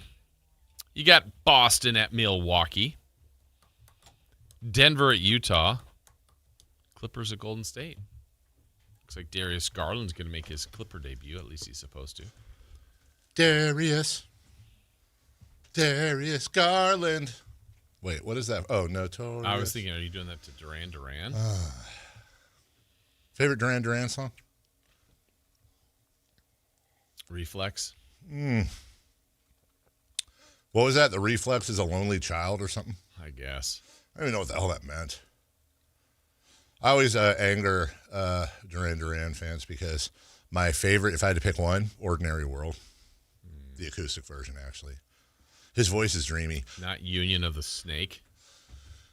Are we back to stag parties? Hello. My upbeat one would probably be Hungry Like the Wolf. Wolf. Who's hungry? Who's hungry? The wolf. He's very hungry. Her name is Rio? Great song. Great song. Rio. It's just Rio, right? Her name is Rio, and she dances like a man. By the Sand? Oh, okay, that's I what. think. I think. I think you're right. I think yours is better than mine. No, yours is better than No, mine. I think Dave's right. I think he nailed it. Yeah. It's funny when you don't like sing a song around anyone ever, and then you realize it's always good to realize live on a radio show that you just are terrible at the lyrics. I need to make sure these are right. I think you're right. Her name is Rio, and she dances in the sand. And she sees something over there. It's a Disneyland. Yeah. What's up? I would. Yeah. See, they should be. Is Duran Duran's not yacht rock, right? Yeah, and she dances on the sand. Hey, look at you. It's not. She dances like a man. Do you know the next line? Wait, do it again. Okay. Her name is Rio, and she dances in the sand. Her SAT scores were not great. She was in band. Just like that river twisting through a dusty land. You're listening to the original version. And when she shines just like a star. She really shows you all she can. Oh, Rio dance across the Rio Grande. That's great. That's poetry, I guess. But look, dude, the thing is, none of the lyrics I miss here are lyrics anyone else mishears. What was the one the other day? What's the song by Don Henley, Boys of Summer? Mm-hmm. I always thought it was... I paid my taxes! What was it? It was... I can see you. I thought he said... her breasts keep shining in the sun. Has anyone thought that? Or is it literally just me? No, but I don't know what. But I don't know. I don't even know what actually is said. I think I jumble and then go sun in the sun. Her breath. It sounds like her breasts keep shining in the sun. I know What's that's the name of the song? It's called The Boys of Summer. After the boys of summer have gone. Number 1, Duke takes on NC State. Number 4, Iowa State. You know what? What? But I can see you. Right. Your brown skin shining in the sun. Your brown skin shining in the sun? I think You got your hair combed back. And there's two different there's sunglasses on, and then at the end he changes it up to Wayfarers. Yeah. Now I know that part. Baby. I can tell you my love for you will still be strong after the boys of summer have gone. There you go. Okay. You got it. Well, I don't think he says your brown skin's shining. Okay. Michael on the chat line says brown hair shining in the sun. Oh, apparently it's brown skin. Well. No one knows what you're talking about, you idiot. Iowa State, number 4, taking on number 2, Arizona. Well, that's a humdinger. Mm-hmm. You know what Iowa stands for, Jason? Did you ever know that was an acronym? Yes, and I can't remember what it is. Yeah, it's idiots out wandering about. That's what Nebraskans say about Iowa. Well, of course they do. Big rivalry. You should hear what Iowa says about Nebraska. They say, I don't know what they say. I never dumb corn eaters. Did you see what? Corn. Did you see what Antonio Brown tweeted out? He actually had a corn take yesterday. I'm not. Yeah, you quote tweeted it. Yeah, I'm not making it up. I just retweeted it. I understand. This is Antonio Brown. I understand that my body can't digest corn or whatever. It's fine. My issue is that I chewed it. How the hell is it coming out back in the shape of corn? What are they not telling us? Antonio Brown going after deep corn. Literally. What are they not telling us? What I came away, and I hope I hope that everyone feels the same, which is, Tony, what are you doing, bud? What are you breaking it down? Like, what are you know what I'm saying? No, I'm saying. Idaho State at the Hornets. How are we have a good update on Hornets basketball. Okay, well, they've been struggling a little bit. Come on. They've been really good at home. The latest for the Hornets. Latest for Sac State Hornets says Stingers up. Yeah, final year in the Big Sky. Final year. And then they're going to the... Big West. Yeah, it's trivia everything else but the MAC for football. They are 5-12 in conference and 9-20 overall. So it's a building year. Yeah, for Mike Bibby's first year. Yeah, I mean, it's his first year. What do you want? And Brad Miller and the rest of those guys? Mm-hmm. Malcolm says, my wife will use my toothbrush, but will yell at me if I finish the last of the milk by drinking out of the carton.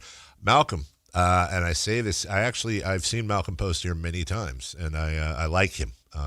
And I say this out of love. Get a divorce lawyer. Do we have any that we can recommend him? Like, brother, get out now. Seriously. Because what's the fine? Because his wife's a serial killer. Using the toothbrush? If my wife ever used my toothbrush, I might not ever. Set the screen. I would probably never talk to her again. I can think of very few things more foul than sharing a toothbrush. Okay, I can think of a lot of things more foul. That is foul, dude. That's worse than drinking out of the mug, isn't By far. First off, I'm not trying to be sexist here, okay? But in the dad rules, one of them is you're allowed to drink out of the carton. I've had this conversation with my daughter before. She's like, Daddy, what if I drank out of the carton? I'd be like, dude, if you bought the milk, you're using my milk. I'm not even loaning it to you because I'm not getting it back. I'm giving you the milk I bought. If you want to buy the milk, you can drink the milk out of the carton. Now, when my wife brings it up, that's more of an argument because we have shared expenses. Kids have no say. It's a do as I say, not as I do world.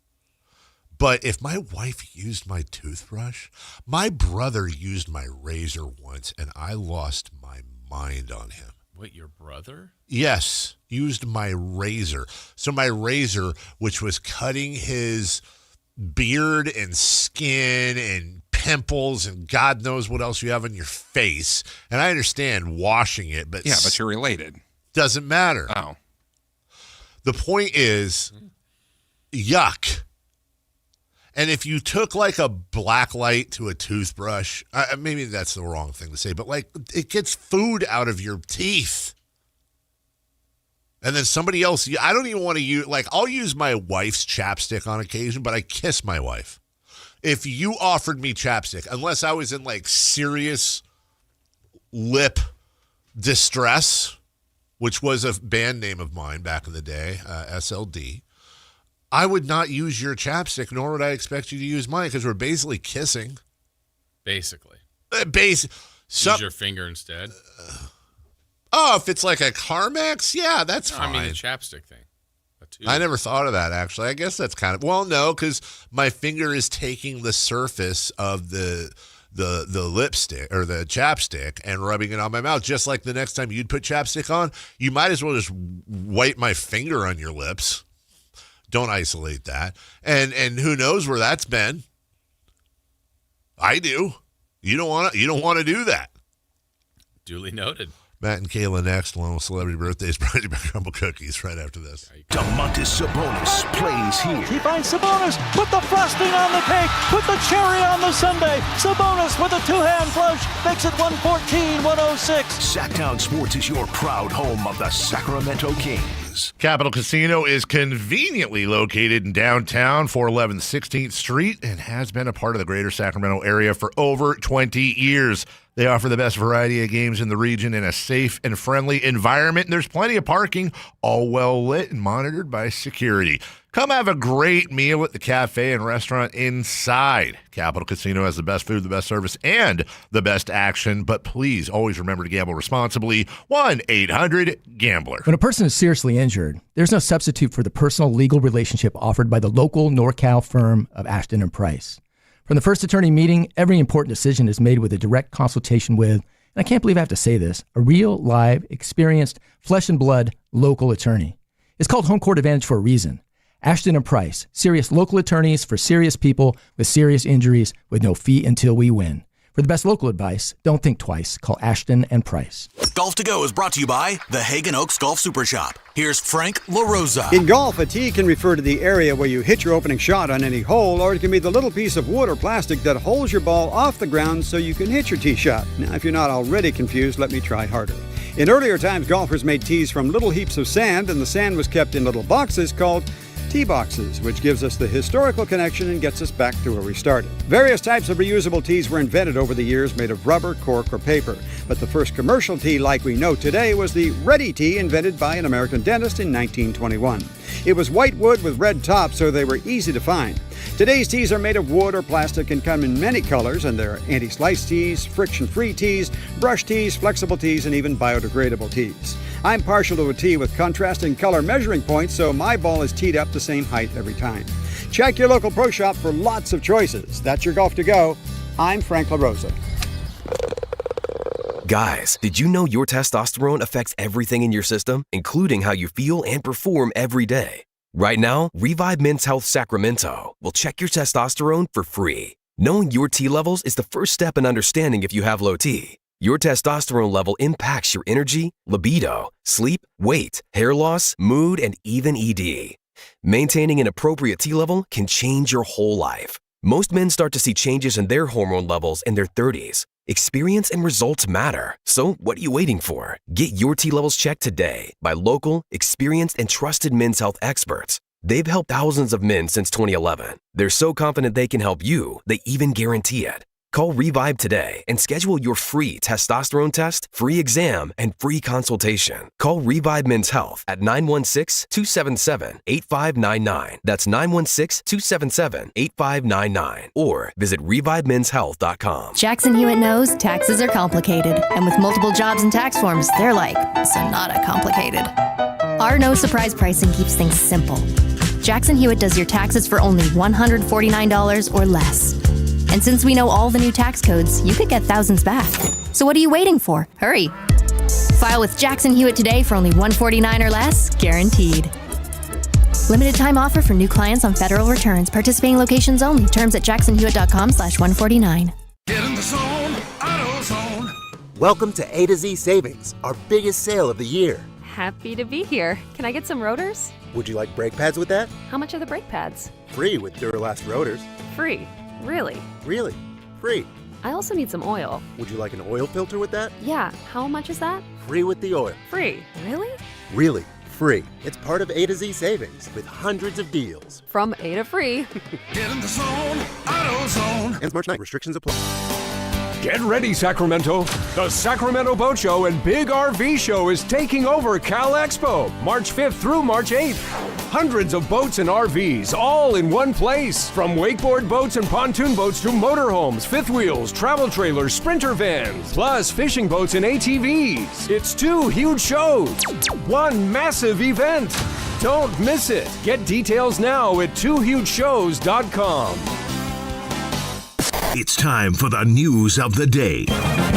The latest headlines, the biggest stories, hard-hitting analysis. This is none of those things. And now, here's Carmichael Dave and Jason Ross.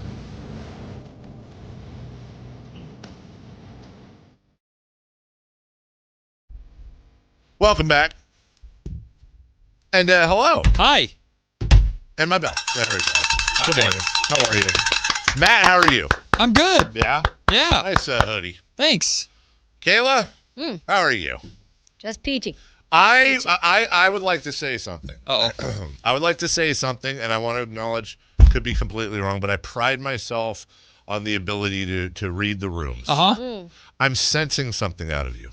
And I haven't been around you long enough, so my spider sense isn't perfect, but you seem different today. Yeah. Am I? I mean, we had a little meeting before the show with just a person who talks about, what you can do good and different. So I'm kind of in focus mode. A little bit in my head, a little bit. Is this a consultant meeting? Not really a consultant meeting, just somebody who gave us feedback. That's all. Gotcha. Yeah. Pre-show meeting, like right before the show. I am so incredibly curious, but also don't want to get anyone in trouble. I'm ridiculously curious right now. It was relatively positive, for the most part. I came in positive, but came out being like, maybe not. I like this girl so much, dude, when it comes to stuff like this. Well, I'm just transparent. I'm not going to BS people. It's not my job. No, I'm just telling you, these guys will back it up. We'll have a show meeting with our former program director. And in addition to not being able to throw a spiral with the little rubber football in there, this is how the meeting will go. And guys, if I'm exaggerating, throw me under the bus. But legit, it will be hey, want to say your ratings for the month literally broke a record. Congratulations. Sure. You got a new endorsement coming in. That's guys, nice. Here's a listener note. They say you're the greatest show they've ever heard. And then, by the way, lastly, you should probably make an effort to try to hit your brakes on time. And they'll just look over as I slowly I don't know if you've ever seen the one hamster eating the lettuce while the other hamster's staring off into space, but I start spiraling down because I can't handle it. So I completely understand where you're coming from. You know what I say? Mentally, it involves a finger. Oh, yeah. A very specific if I wasn't on air, I mean, I'm known to do that. Yeah. You know, not when I'm driving No, or I anything. gotcha. Maybe once in a while when I'm driving. Just so people understand, one of the most fun things about doing radio that happens sometimes, they're called air checks. I'm not saying that's what happened with you guys, but air checks are basically you'll have somebody who knows what they're talking. Well, never mind. Somebody in a position of power, and what they'll do is they'll pick out certain segments from your show, and then you all listen to that together, and then that person will say, "Here's what I would have done," or "Here's what you could do better." Now, are you happy with what you just said there? That's so, and it's so passive aggressive at times. If you could do that over again, would you have done that? Like Jason, when you were the PD, you used to do air checks. I mean, but your air checks were like they were less intrusive and offensive. I don't know if that's the right way to say it. Like they would be like, "Oh," and you'd be like, "Oh yeah, oh okay." And there's just like, honestly, there's nothing worse. Well, I mean, there's worse stuff like torture and stuff, but like actual torture. But like, it really sucks. Yeah, it wasn't like really negative at all. Yeah. It was just like it leaves you kind of questioning, like, well, maybe I was on the wrong page. Maybe I was thinking something different. I think you were on the right page. I don't know. I say, you know what? I'm a positive person. There you go. So, exactly. You know, Well, try to make the most out of what we got. You know what we'll do now? We'll play a fun game. How's that? That's my favorite thing to do here. And you got an egg maker coming. Right. Celebrity birthdays. Excited about that. Brought to you by Crumble Cookies. I'm excited about the root beer barrels. They set to arrive today. It wasn't prime overnight, dude. Sorry. What do you mean we? What do you mean we? What do you mean we? We've discussed the root beer barrels. I'm just not leaving them around for Kyle. They'll be gone. There was a discussion about whether or not they would survive the weekend get-together that you had at your Yeah, house. that's true. No, they didn't even come over the weekend. Did you ever get that brew your own root beer thing? Ooh. I didn't. Thank you for reminding me. I didn't. Soda maker? No, to make your, like how you brew beer. Yeah. And I think one time I was musing about like, wow, I don't like beer, but you can what if you could brew your own root beer? And then Chris is always really good at like 3 seconds later, here's some money for you to spend. Here's the link. So there you go. You should bring it in here. Bring my own brewed root beer. Floats That's not a bad idea. Every Friday? Yeah, a little taste test. How do you brew root beer? I don't know. What is it? It's like how you brew beer, I guess. You get sarsaparilla and some soda. Oh, so it has other stuff in it. I think some vanilla. Yes, you combine root and beer. Yeah. Simple. Got it. I found that most people that don't like root beer also don't like black licorice either. And I love black licorice. You don't like black licorice? Not a big fan. My grandpa was. Loved it. Big fan. Yeah, huge fan. Good and plenty. If you get like the good stuff. Yeah, I got one of them. What is it? The Wallabies or whatever. I was going to say the Australian. Oh my god. The Australian licorice is good. I housed that bag over to Wallabies and golf. It's Dad's favorite.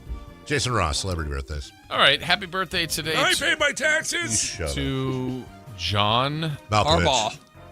John Jacob Jingleheimer Schmidt. Bon Jovi. How'd you get it? Ooh.